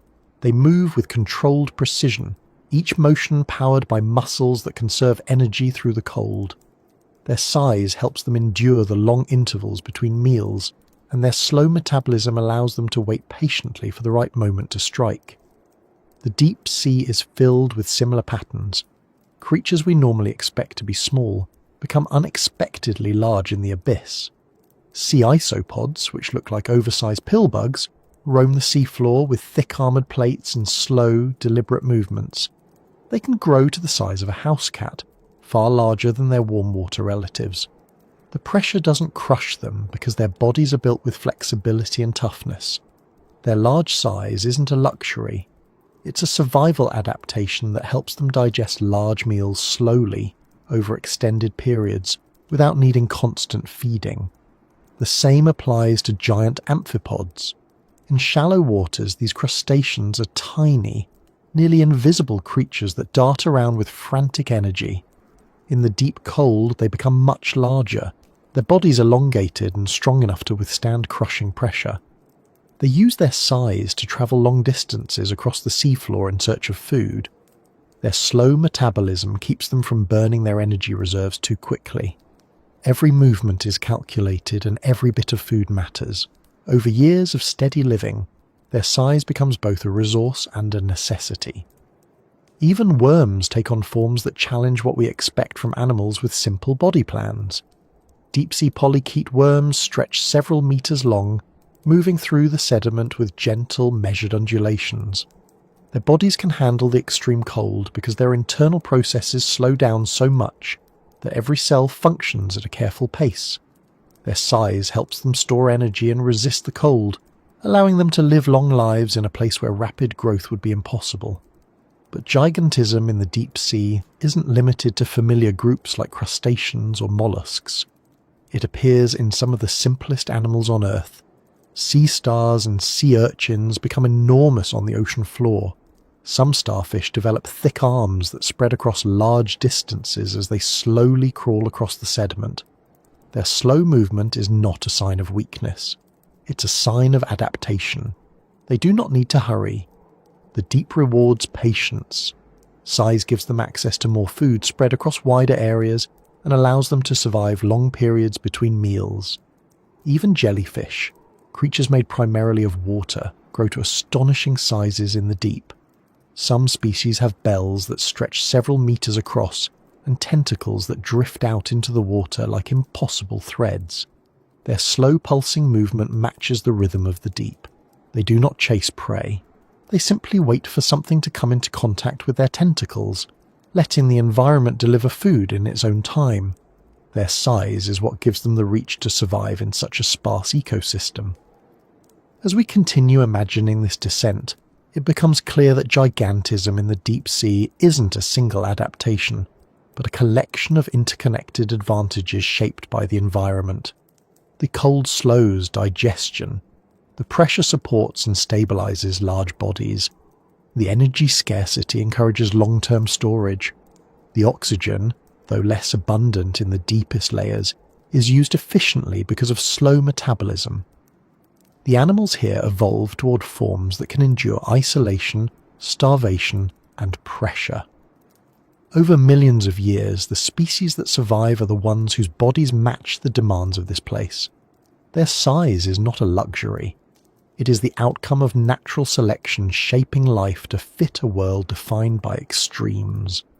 The abyss isn't just shaped by physical pressures, it's shaped by space itself. The deep ocean is vast, far more expansive than the surface waters most of us picture when we think about the sea. There is room here for creatures to spread out, grow wide, stretch long, and carve space for themselves in ways that shallow water animals cannot. In the shallows, territory is limited, resources are limited, temperature changes with the seasons. Predators move quickly. In the deep, everything is more predictable.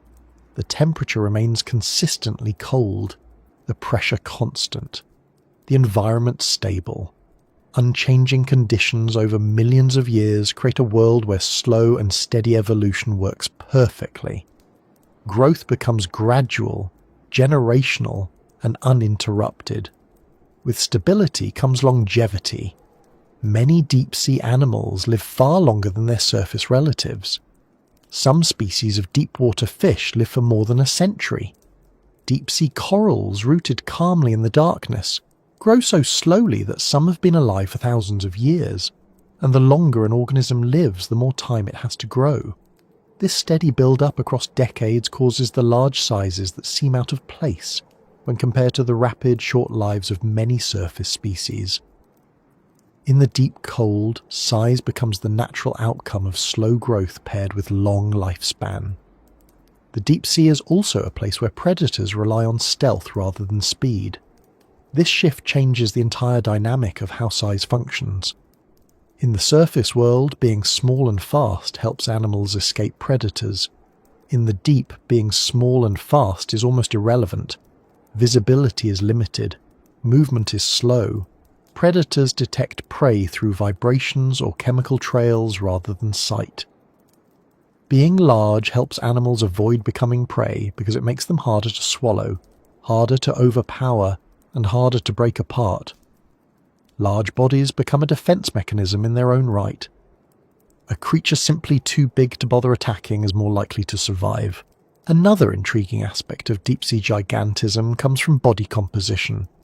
Many deep-water animals are built from tissues that handle pressure well.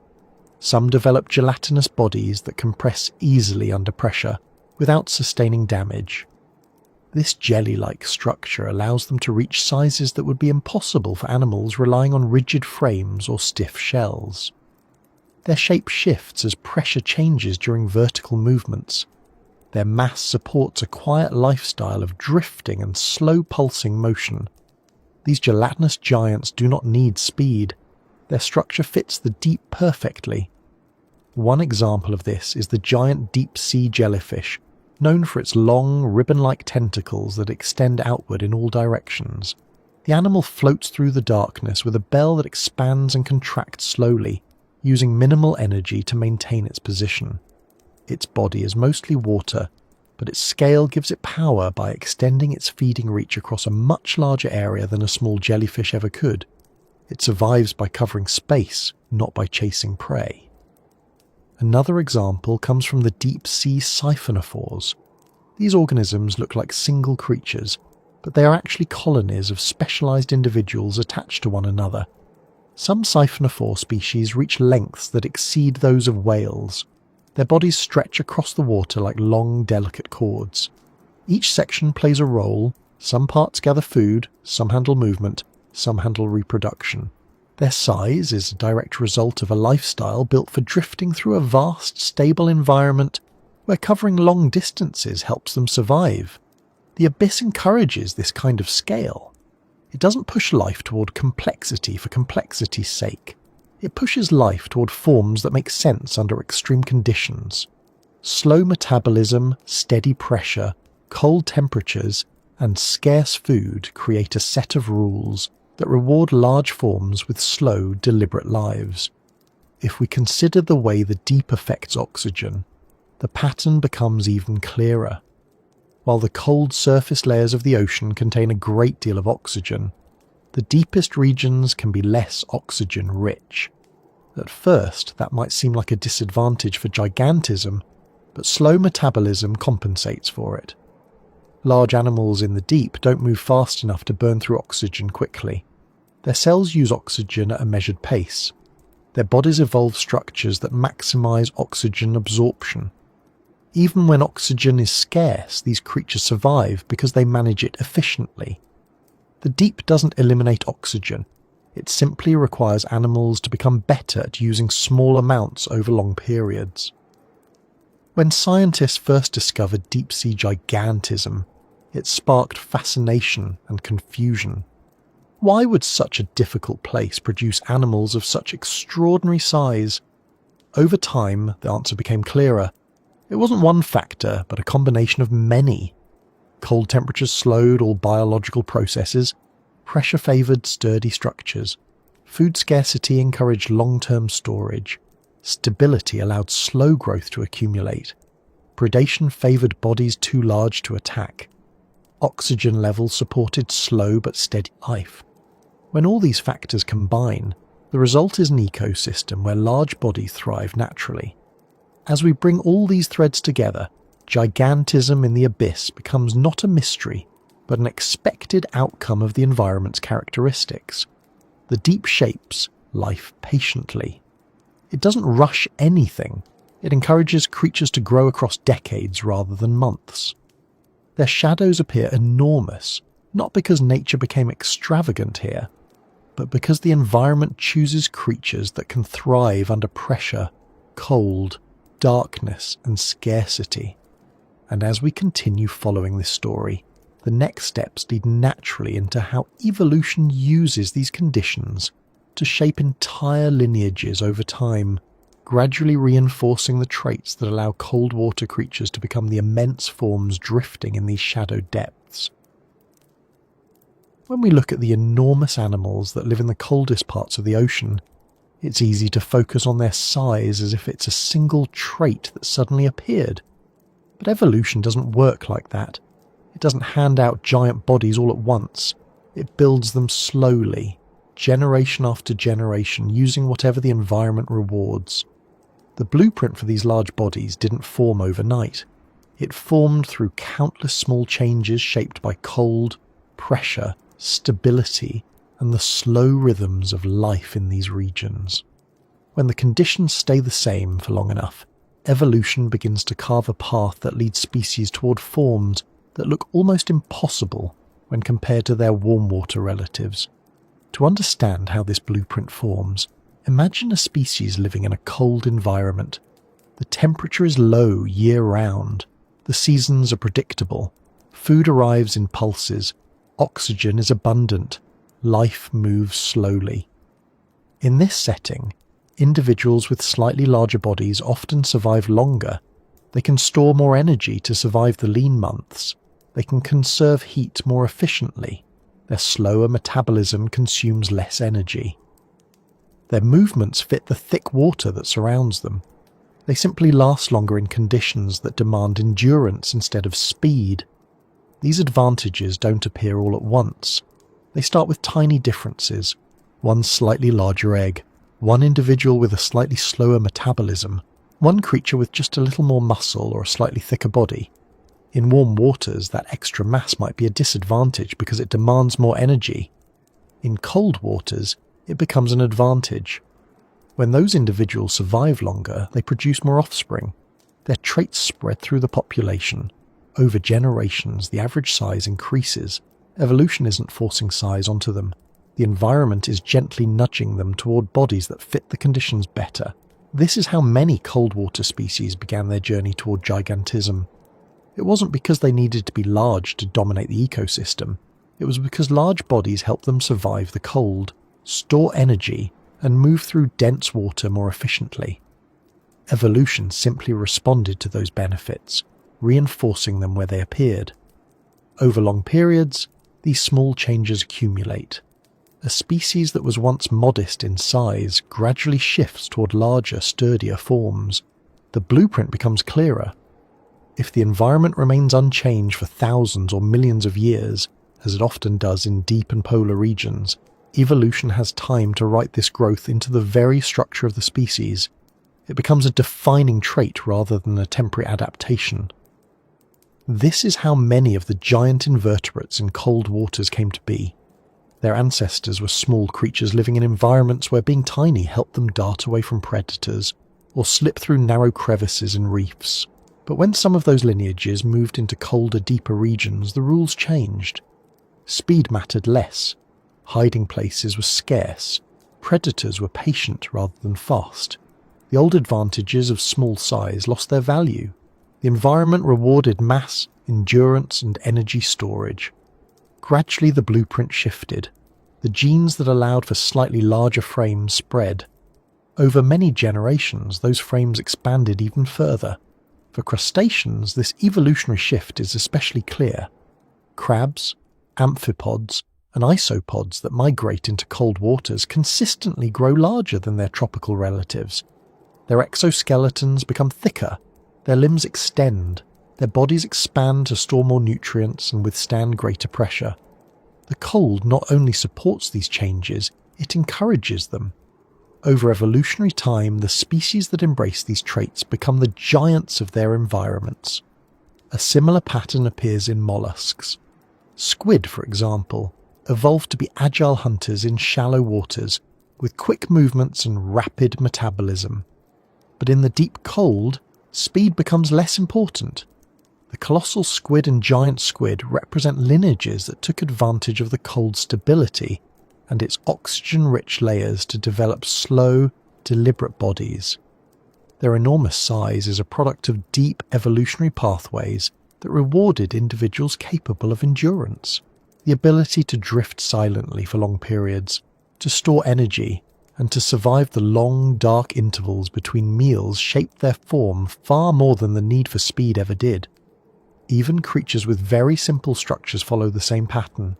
Sponges, for instance, don't have complex nervous systems or muscles, yet some species grow to impressive sizes in polar regions. Their growth pattern is slow but steady, and the cold waters help preserve their bodies for centuries. Evolution didn't need to rewrite their structure. It simply allowed them to grow larger over time because the environment supported longevity. These giant sponges are living examples of how evolution can produce enormous forms from simple beginnings when conditions remain stable, long enough for traits to accumulate. One of the most striking examples of evolution's blueprint in cold waters comes from the world of echinoderms, sea stars, sea urchins, and sea cucumbers. These animals often show extreme size variation depending on their habitat. In the tropics, many of them remain small and highly active. In the polar seas and deep cold, they grow steadily larger, thicker, and heavier. Their bodies reflect millions of years of environmental pressures that favoured endurance over agility. Their large sizes are not anomalies, but carefully shaped outcomes of living in a place that rewards slowness, steadiness, and mass. While the cold drives many of these changes, we also need to consider the role of evolutionary time. Cold environments tend to change slowly. They don't experience the same rapid fluctuations that warm regions do. Temperature remains stable. Nutrient cycles repeat annually. Pressure stays constant. This stability allows evolution to follow long, uninterrupted paths. Species living in fast-changing environments often evolve quickly, but in unpredictable directions. Species in stable environments evolve slowly but with clear, consistent patterns. In the cold deep, this slow evolution leads steadily toward gigantism. Over millions of years, this process creates a kind of evolutionary stacking effect. Each small advantage builds onto the previous one. Slightly larger individuals survive longer. Their offspring inherit genes that predispose them to slightly larger bodies. Those offspring grow a bit bigger.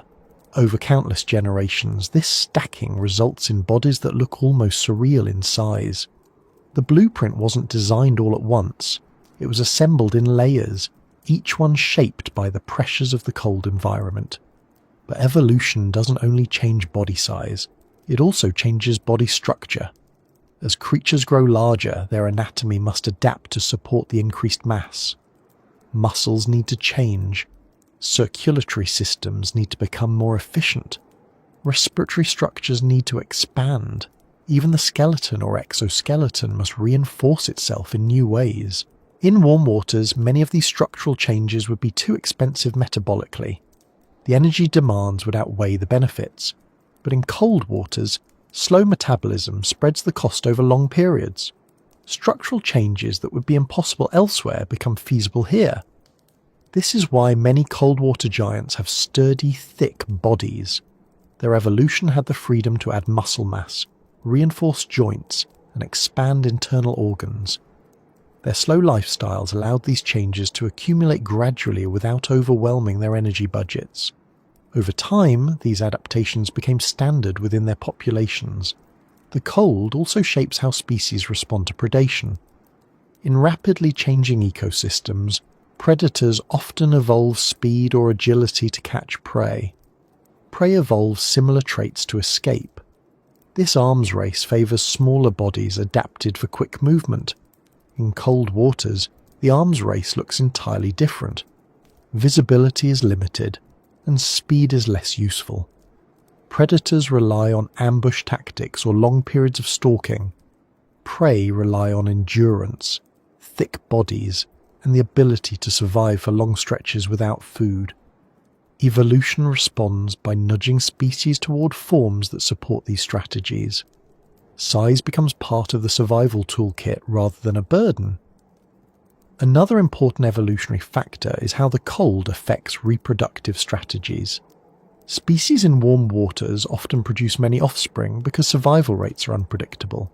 In colder regions, survival depends more on endurance than speed, and species often produce fewer but larger offspring. These offspring have a higher chance of survival because they begin life with more mass and more stored energy. Over time, producing larger offspring perpetuates the cycle of increasing size in the population. The blueprint of gigantism becomes embedded not just in adult forms, but in developmental patterns from the earlier stages of life. Even migration patterns feed into this evolutionary framework. Many large animals, such as whales, rely on cold water feeding grounds to accumulate energy. Their evolutionary ancestors didn't start enormous. They expanded over generations as the cold supported their feeding habits and allowed steady growth. The blue whale's immense size isn't just a marvel.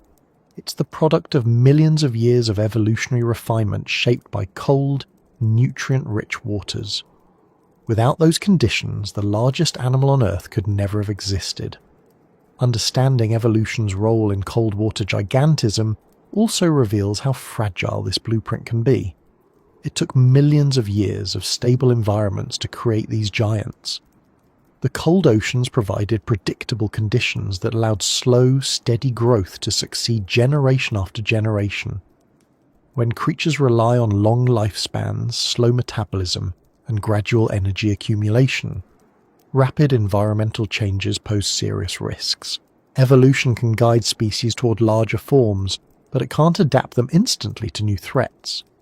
This makes cold water giants especially vulnerable to disruptions in temperature, food supply, or oxygen levels. Despite this vulnerability, the evolutionary journey of these species demonstrates how powerful the combination of cold and time can be. It shows how life adapts when environmental pressures remain steady for long periods. The blueprint carved by evolution is not a rigid design. It's a flexible guide that shifts to match the conditions in which species find themselves. In cold waters, that guide consistently points toward large bodies capable of surviving slow, quiet lives. As we continue exploring the lives of these cold water giants, the next step leads us into the concept of time itself as it relates to the cold. How slow internal rhythms, extended lifespans, and the steady passing of years shape the creatures drifting through these icy worlds. When we follow the giants of the cold into the deeper patterns that shape their lives, one theme keeps appearing no matter which creature we look at. Time moves differently for them. Not literally, of course. The seconds pass the same, but the way those seconds feel inside their bodies is slower, quieter, and stretched across spans that would be unimaginable for most animals. In cold waters, time isn't something to outrun. It isn't something slipping away. It's something that unfolds gently, extended by every factor in the environment: the temperature, the pressure, the oxygen, the scarcity of food, and the slow metabolism that ties everything together. These giants don't just live in the cold. They live in a version of time shaped by it.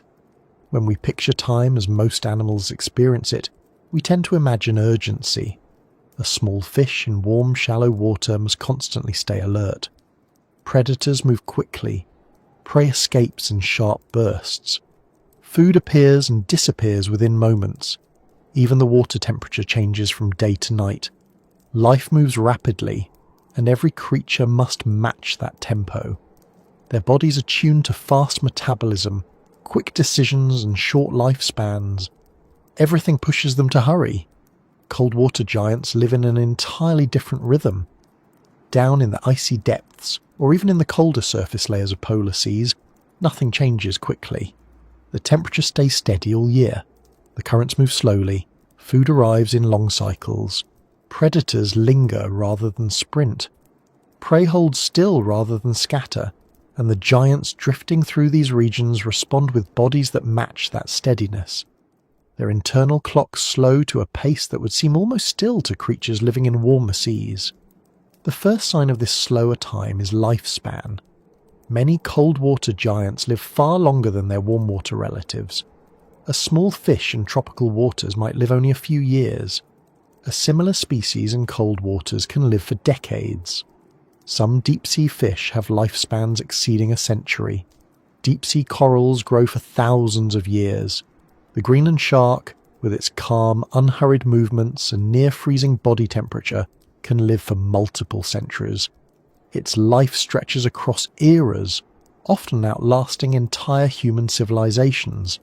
Its size is not a rush toward greatness. It's the result of time unfolding at a pace that allows small increments of growth to build and build without disruption. This extended timescale shapes every part of these animals' lives. Growth becomes something that happens quietly and steadily. Instead of growing rapidly and stopping early, many cold water giants grow continuously. The amount they grow each year might be tiny, barely noticeable, but because they live so long, these tiny increments accumulate into the massive forms we see.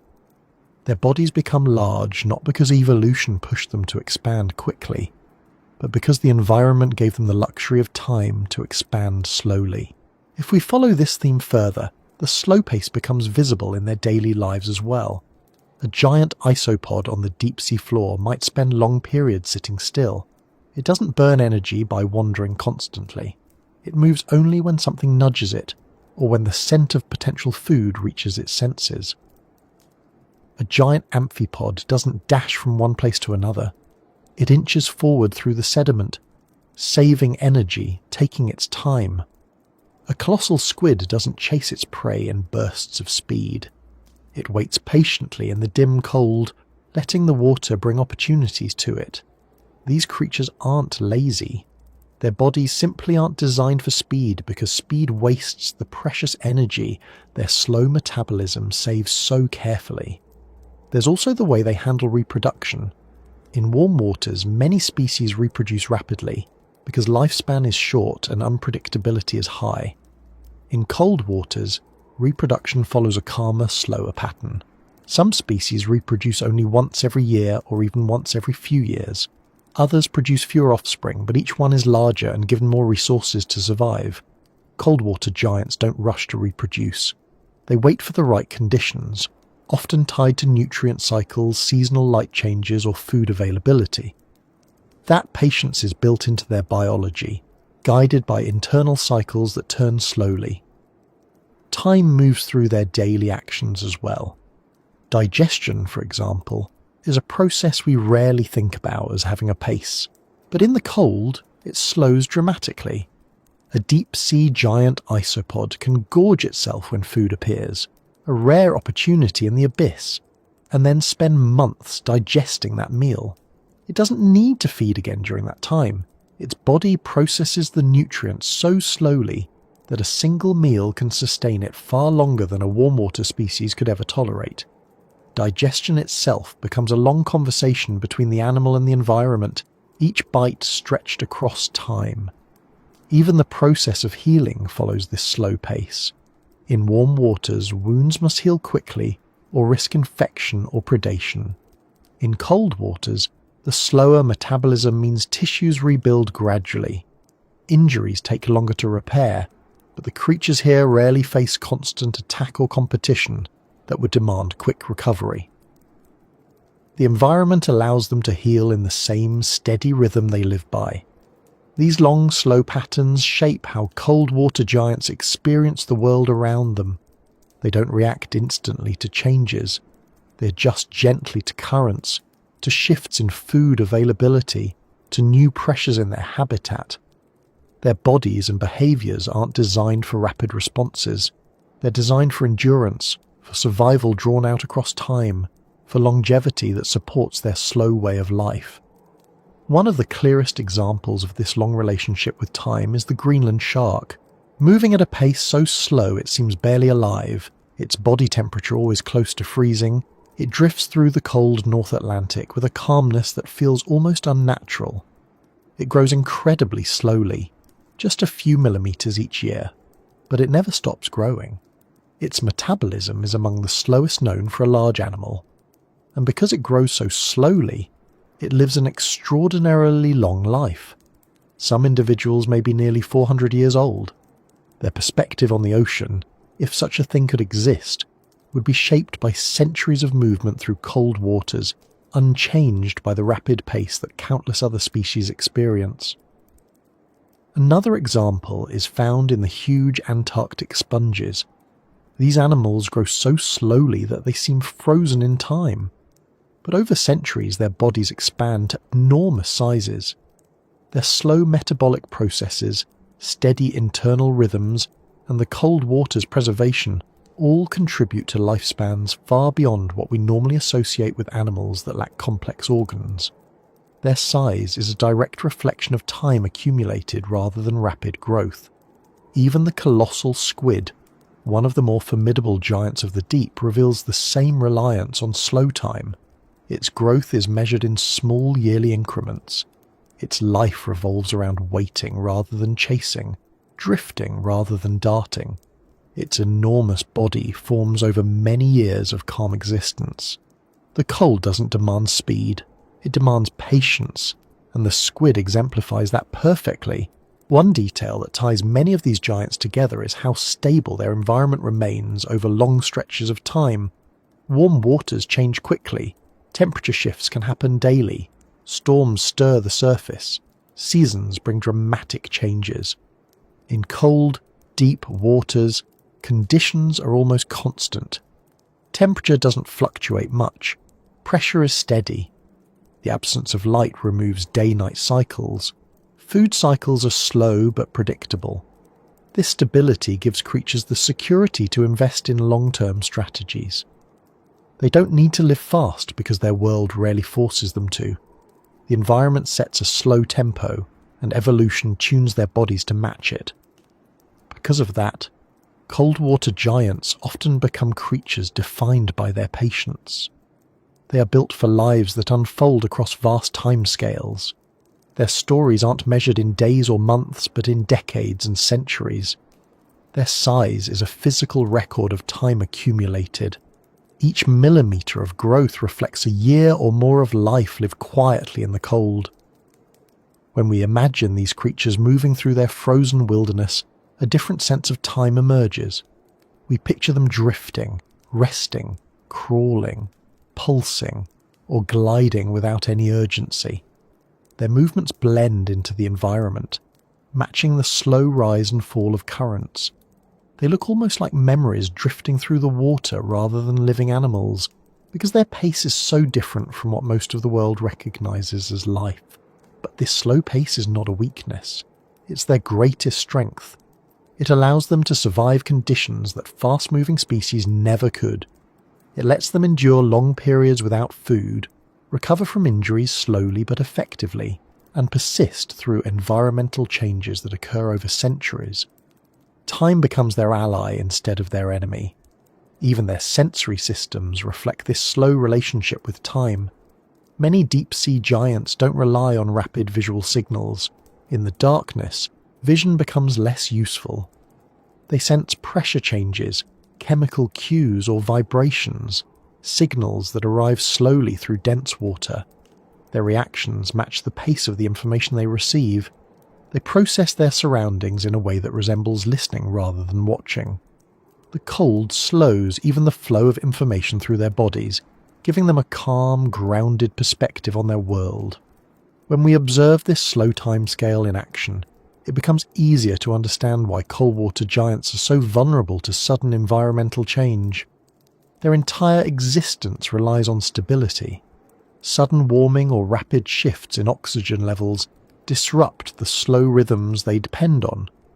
But understanding that vulnerability also underscores how perfectly adapted they are to the world they inhabit. Their lives are shaped by a kind of patience that most species would find impossible. As we keep moving forward in this story, the next step connects the slow internal rhythms of these giants with the wider ecological relationships that shape their interactions. Their size, their slow metabolism, and their extended lifespans influence not only their individual survival, but also their roles as predators, scavengers, and competitors in the frozen wilderness. When we think about predators and prey, most of us picture quick movements, sudden attacks, bursts of speed, and frantic escapes. That kind of dynamic is familiar in warmer waters, where metabolism runs fast, bodies stay small, and life depends on reacting within fractions of a second. But in the cold regions of the ocean, the relationship between predators and prey takes on a different tone. There is an arms race here, but it's not loud, it's not frantic. It's a slow and steady contest shaped by the pace of the environment, by the thickness of the water, by the scarcity of food, and by the long lifespans of the creatures that drift through it.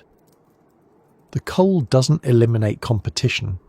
It simply stretches it across time until the interactions become quieter, heavier, and more deliberate. In warm waters, the arms race often revolves around speed. A predator evolves faster muscles. A prey species evolves quicker reflexes. Predators refine their agility.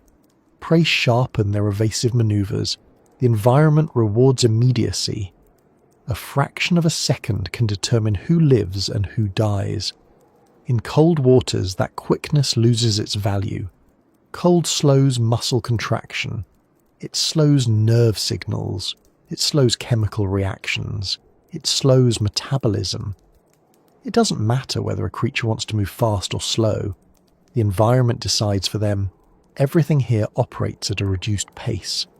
Because of that, the arms race takes a different shape. Predators don't try to outpace their prey. Prey don't try to outrun predators. Instead, both sides rely on endurance, patience, size, and strategy. The cold encourages larger bodies, which changes every aspect of predation. A large predator doesn't need to chase quickly. It needs to wait. A large prey animal doesn't need to dart away. It needs to be difficult to overpower or swallow. Survival here is built around the idea that the creature with the more efficient long-term strategy wins, not the one with the faster movement. One of the most striking examples of this quiet arms race appears in the relationship between large deep-sea predators and the creatures they hunt. A colossal squid drifting through the cold depths does not rush at its prey. It uses its large eyes to detect faint glimmers of movement far away. It hovers calmly, conserving its energy, watching for the right moment. Its limbs are powerful, but they aren't built for rapid chases. They're built for gripping and holding prey once it gets close enough. The squid's prey, often large deep-sea fish or other sizable creatures, don't rely on speed to escape. Instead, they rely on thick bodies, strong muscles, and the ability to resist an attack long enough to slip away in the darkness. When these animals meet in the cold, the interaction isn't a blur. It's a slow, heavy struggle between two large creatures shaped by an environment that discourages haste. The same dynamic appears among crustaceans. In warmer waters, many crustaceans survive by darting rapidly across the seafloor, hiding in crevices and sprinting away from danger. In the cold seas, giant isopods and amphipods don't rely on quickness. Their bodies are too large for that. They depend on armoured shells that can withstand attacks, and on the ability to remain motionless when necessary. Their predators, often large fish or bigger crustaceans, don't sprint after them. They wait for an opportunity to strike when the prey isn't expecting it. The cold limits the possibility of sudden motion. Both predators and prey adjust by developing bodies and behaviours that emphasise defence and endurance rather than reaction speed. This slow-paced arms race also shows up in how animals hunt. In warm waters, many predators employ active hunting strategies.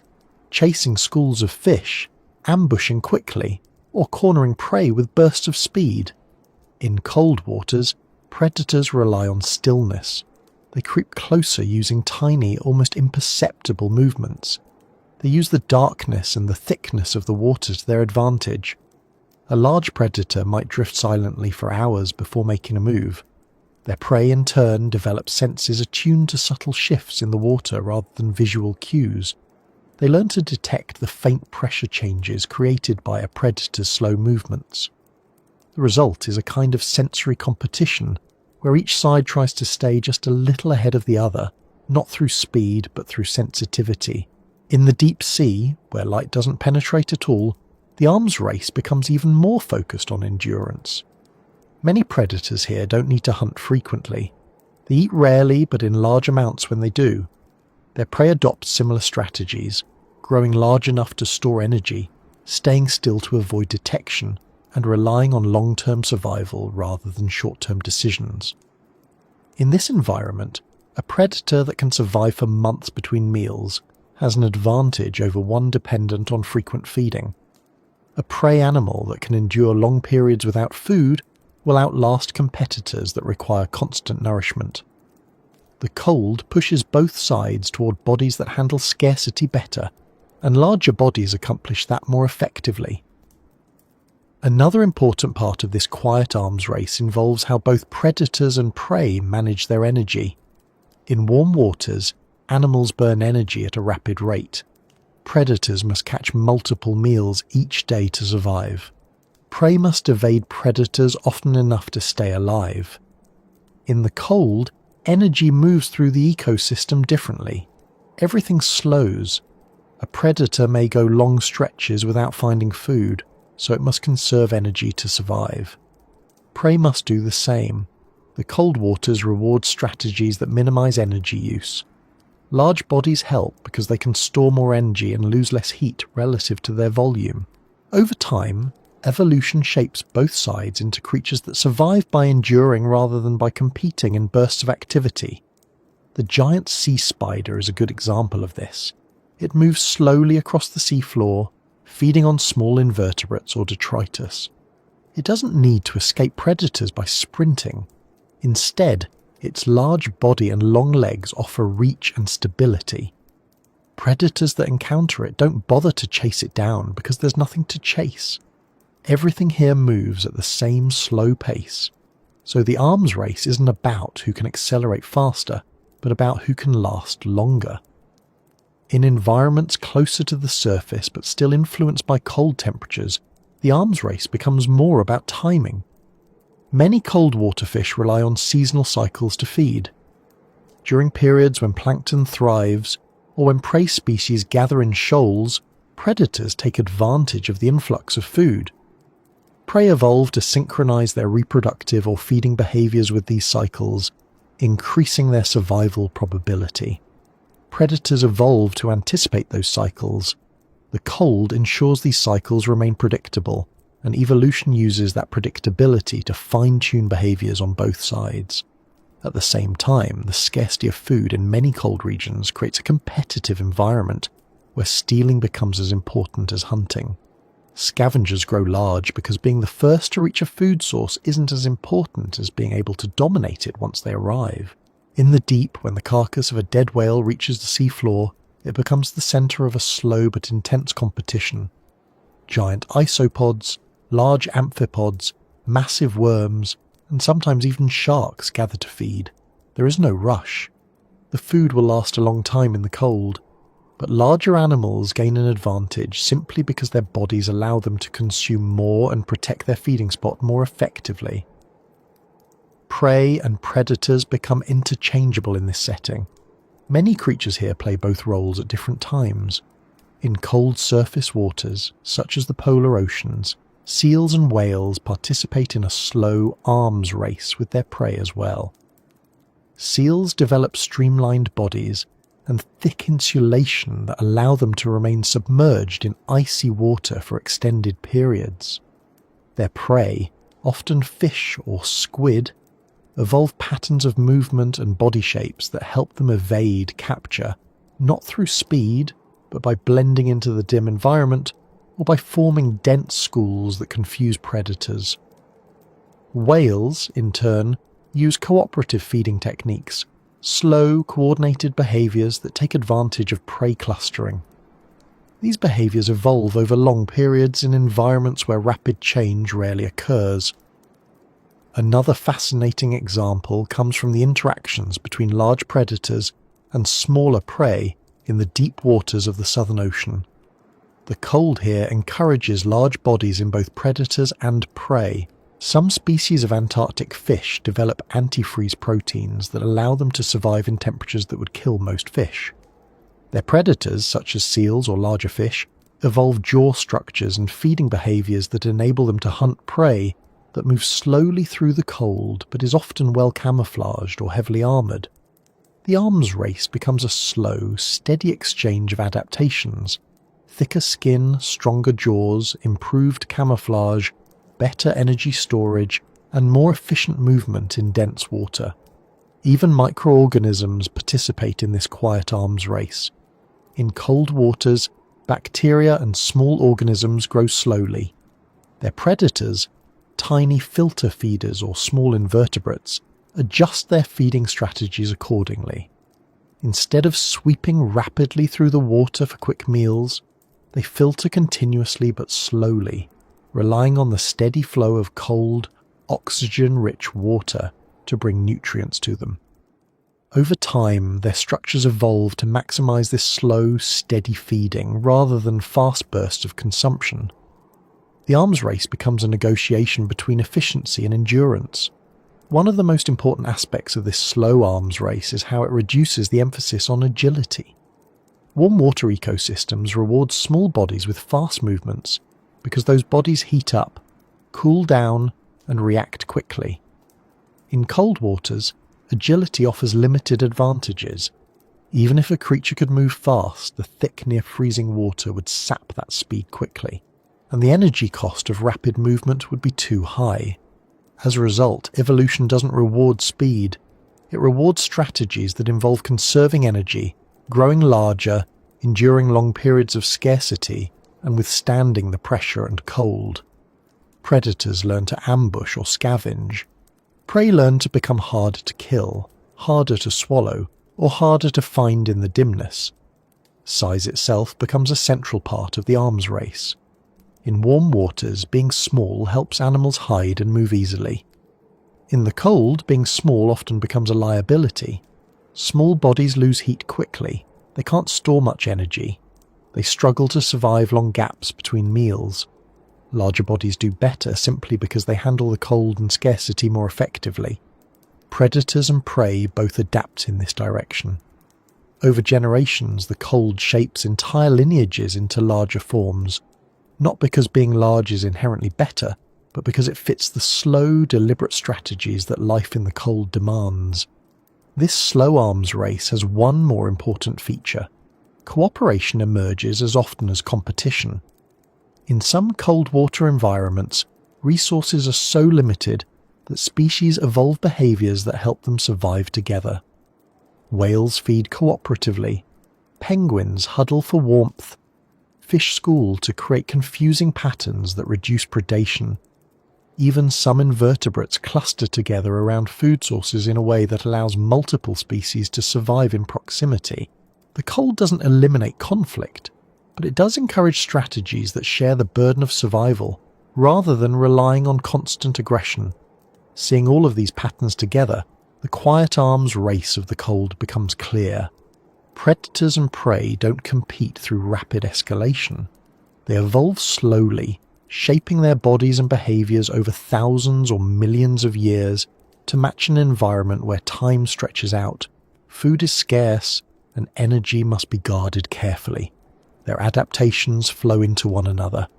The predator grows larger because the prey grows larger. The prey becomes sturdier because the predator becomes more powerful. The predator waits longer because the prey moves slowly. The prey relies on blending into the environment because the predator relies on detecting faint cues. This slow negotiation between survival strategies forms the backbone of life in cold waters, and as all of these interactions unfold in the frozen wilderness, They influence not just individual species but entire ecosystems. Every shift in size, metabolism, or behavior affects the creatures around it. The quiet arms race ripples outward until it shapes the giants, the scavengers, the filter feeders, and even the smallest inhabitants of the cold. As we move onward, these ecological interactions naturally lead into another part of the story. How humans, when they venture into these frozen realms, encounter creatures whose size, slowness, and endurance reflect a world built on entirely different rules. When humans first began pushing toward the coldest reaches of the planet, they didn't come expecting to find giants. They came chasing fish, chasing fur, chasing trade routes, chasing knowledge. They came in wooden ships, then steel ships, then icebreakers, and eventually submarines and research stations. But almost from the moment humans reached the high latitudes, they encountered animal lives that defied their expectations. The further they pushed toward the edge of the world, the more they realized how different life in the cold truly was. These were not miniature, fragile versions of familiar creatures. These were colossal beings shaped by the extremes, existing on scales that made early explorers wonder how such animals could grow so large in such unforgiving places. The first encounters with these giants were often accidental. Sailors would report strange shapes rising from the darkness beneath their ships, a massive shadow drifting under the hull, a long tentacle brushing the surface, a sudden movement in the dim, icy water just at the edge of vision. In an era when humans knew almost nothing about what lived beneath the polar ice, every sighting carried a sense of mystery. Some early accounts describe whales so large that they seemed like moving islands. Others describe squid arms long enough to wrap around small boats. Even if these descriptions were exaggerated, the animals that inspired them were real, and they were truly enormous. Whalers in the North Atlantic were among the first to see these giants up close. Their work brought them face to face with bowhead whales, immense mammals with thick layers of blubber, long lifespans, and bodies built to endure ice-choked waters. The size of these whales astonished the men who hunted them. Bowheads could reach lengths longer than 2 houses placed end to end. Their skulls were powerful enough to break ice more than 1/2 meter thick. Their bodies carried energy reserves that allowed them to survive seasons of darkness. These encounters forced humans to recognize that the cold didn't shrink life. It expanded it in ways that defied assumptions. But whales were only the beginning. As human exploration moved southward into the Antarctic, the pattern repeated. Early expeditions encountered animals that seemed oversized, out of proportion, as if they had stepped into a different evolutionary world. Penguins that stood as tall as a child, seals with bodies that weighed more than a small car, squid with long, sinewy limbs and eyes larger than grapefruits. The explorers wrote about these animals in their journals, trying to understand how creatures living in such extreme cold could grow so immense. For many of the people who travelled to these remote places, meeting these animals wasn't just a surprise. It was a moment that shifted their understanding of life on Earth. They began to see that the cold didn't quiet life. It concentrated it. It slowed it. It shaped it into forms that didn't exist elsewhere, and humans became witnesses to this process. Scientific expeditions brought even more surprises. When researchers began sending trawls deep into the waters around Antarctica, they brought up invertebrates of staggering size, giant sea spiders with legs that stretched wider than a dinner plate, amphipods as large as a human hand, isopods as big as small animals. These weren't mythical monsters. They were ordinary animals pushed to extraordinary sizes by the conditions of the cold. Suddenly, the idea of gigantism in cold waters wasn't speculation. It was documented reality. At the same time, deep-sea exploration introduced humans to giants from the abyss. Submersibles captured the first images of the colossal squid. Not a fast-moving creature, not a dramatic hunter, but a slow, heavy, immense animal whose existence had been hinted at only through fragments found in the stomachs of whales. Seeing these creatures alive in the cold darkness revealed how little humans knew about the frozen wilderness beneath the waves. The deep didn't just hold secrets, it held entire ecosystems built around a scale humans weren't accustomed to seeing. As humans spent more time in these remote regions, they began to understand how the giants fit into the broader ecosystem. They observed how whales returned each year to feed on krill swarms that stretched across the ocean like drifting continents of life. They watched seals dive into icy waters with bodies insulated by thick layers of fat, disappearing for long periods before resurfacing with prey. They saw giant seabirds circle above the waves, travelling thousands of kilometres across the Southern Ocean.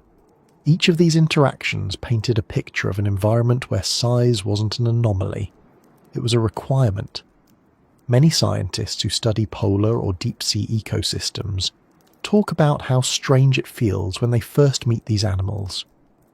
Not because the creatures are monstrous or intimidating, but because they move with a calmness that makes them seem older, slower, and more deliberate than animals elsewhere. A massive seal will often watch a researcher with quiet curiosity. A large fish might drift near a submersible, observing it for minutes without reacting quickly. Even the enormous invertebrates move at a pace that feels measured. These encounters remind scientists that the cold changes not just the body, but the behaviour and the entire rhythm of life. This rhythm becomes even clearer when humans observe the life cycles of the giants. Researchers tracking the movements of bowhead whales discovered individuals that had survived for more than a century. Some may have lived well over 150 years. Their immense bodies are a kind of living archive of the Arctic environment, shaped by cycles of ice and migration that stretch across generations. When humans meet such a creature, there's a realization that they're encountering not just an animal, but a life whose timeline extends far beyond any human experience. The same is true for the giant Antarctic sponges, some of which began growing before many modern nations existed. Their size tells a story of slow accumulation, of growth measured in centimetres across centuries. When researchers dive near these sponges, they often describe a sense of stepping into a place where time has almost stopped. The animals do not rush. They do not compete aggressively. They simply persist, growing year after year in the cold stability of their environment. At the same time, scientists studying deep-sea sharks, such as the Greenland shark, realize they are meeting animals whose lifespan dwarfs human history. Some of these sharks may have been born during the era of Shakespeare. Meeting a creature that has lived through so much time creates a sense of humility. It forces humans to acknowledge how different life in the cold can be. While human lives are short and fast, the lives of these giants are long and unhurried. Yet despite their size and longevity, many of these animals are vulnerable. Humans discovered them only recently in the grand scope of time, but their existence hangs in a delicate balance. Because they grow slowly, reproduce slowly, and depend on stable conditions, disruptions to their environment can affect them deeply. Warming waters can shrink habitats that took millions of years to shape. Reduced ice cover affects the food webs that sustain whales and seals. Overfishing threatens the balance that supports giant invertebrates in cold regions. Pollution drifts into deep waters and settles on the seafloor, affecting animals that have no defense against it. When humans encounter these giants up close, whether through research, conservation work, or exploration, there's often a sense of responsibility that follows. The more people learn about the lives of cold water giants, the clearer it becomes that understanding them is only the beginning. Protecting them requires recognizing how fragile their world really is. Many scientists describe a moment when they first realize this fragility. It might come while watching a whale feed, thinking about how much energy it takes to grow such a massive body, or while examining a deep-sea specimen, realizing how slow its metabolism must be and how difficult it would be for the species to recover if its population declined. Or while watching an iceberg carve into the ocean, knowing that changes in temperature could disrupt the rhythms these giants depend on. Even beyond scientific circles, humans who encounter the cold giants, photographers, divers, sailors, explorers, often express a sense of awe, that stays with them long after they return home. Not awe in the sense of fear, but awe in the sense of respect. Seeing a creature that has evolved to survive the cold through slow growth, endurance and size reveals something profound about life on Earth. It pushes humans to think about time differently, to think about survival differently, and to think about how environments shape the creatures that live within them. These encounters leave humans with questions about their own place in the story of life.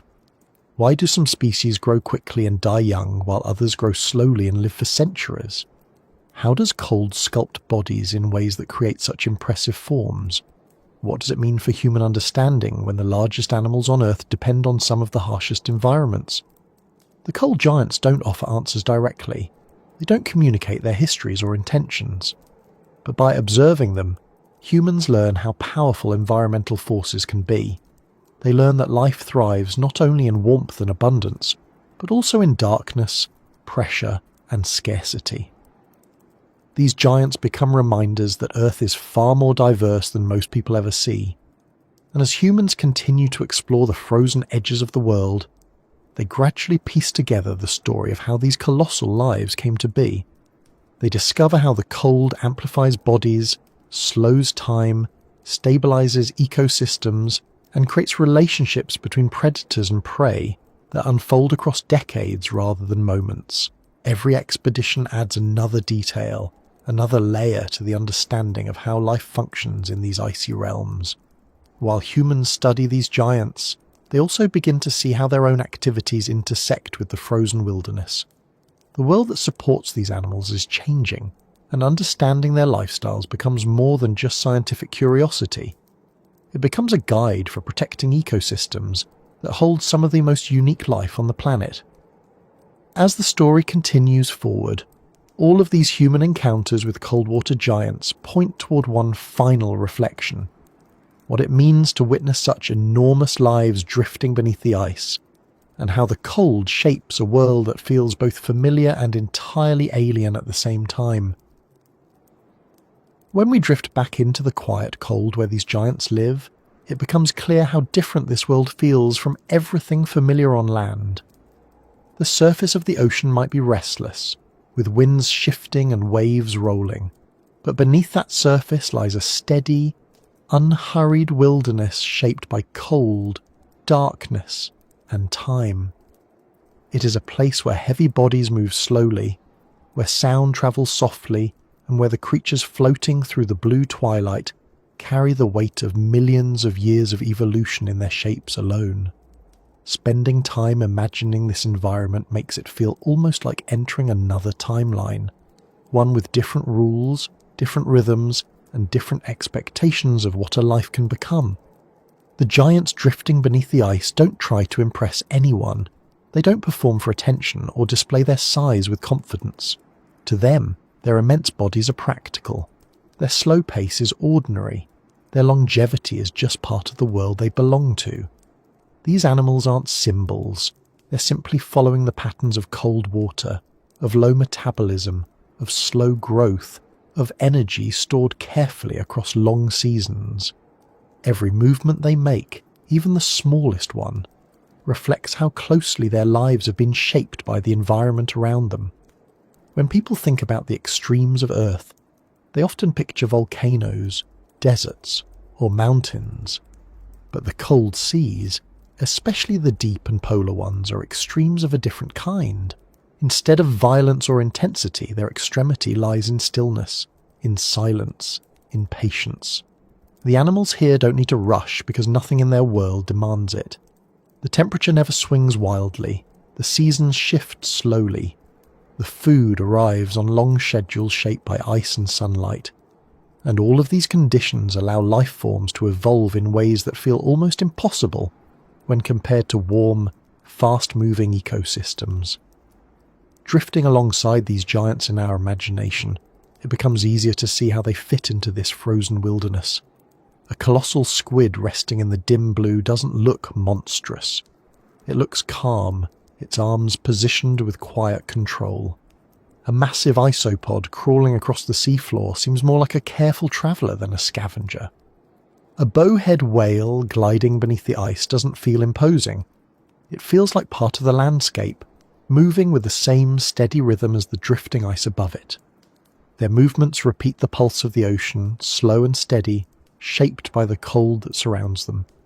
The more time we spend with these animals, even in thought, the more their size stops feeling surprising. When every part of the environment rewards endurance and mass, when survival depends on storing energy and conserving heat, when scarcity stretches across seasons, and when pressure and cold stabilize the ecosystem, large bodies become the natural answer. Gigantism stops feeling unusual. It feels inevitable. It's interesting to imagine what it might feel like for one of these giants to live through decades of cold. For a Greenland shark, which might swim slowly through the same waters century after century, the world must seem almost unchanging. The ice shifts overhead. The currents alter slightly over the years. The prey moves in cycles measured in seasons, but nothing happens quickly. Each moment of movement, each shift in temperature, each encounter with other creatures takes place in long intervals. The shark's body, built for slow metabolism and long lifespan, matches that pace naturally. Time doesn't rush forward for it. It stretches out, long and quiet.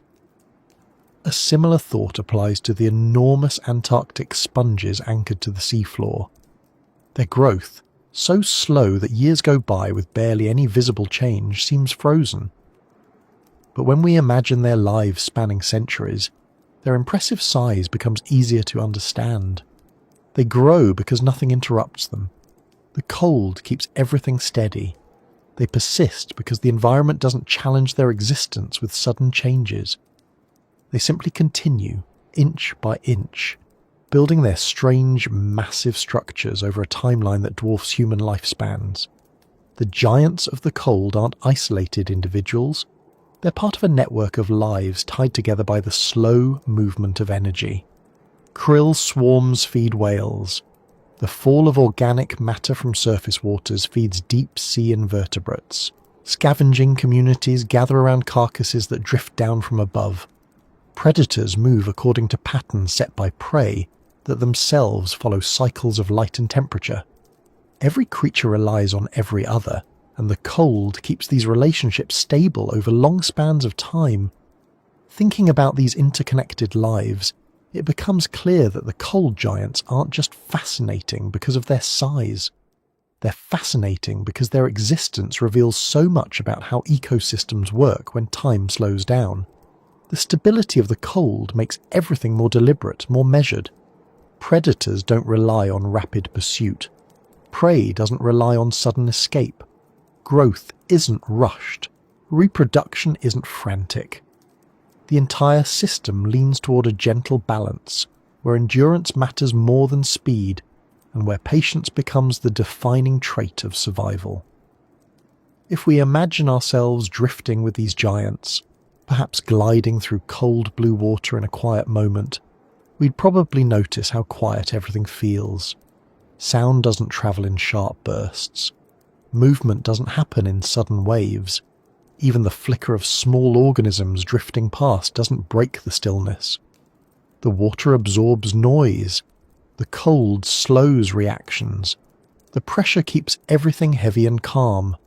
Surrounded by this environment, the giants look like they belong to a world that moves at half speed compared to our own.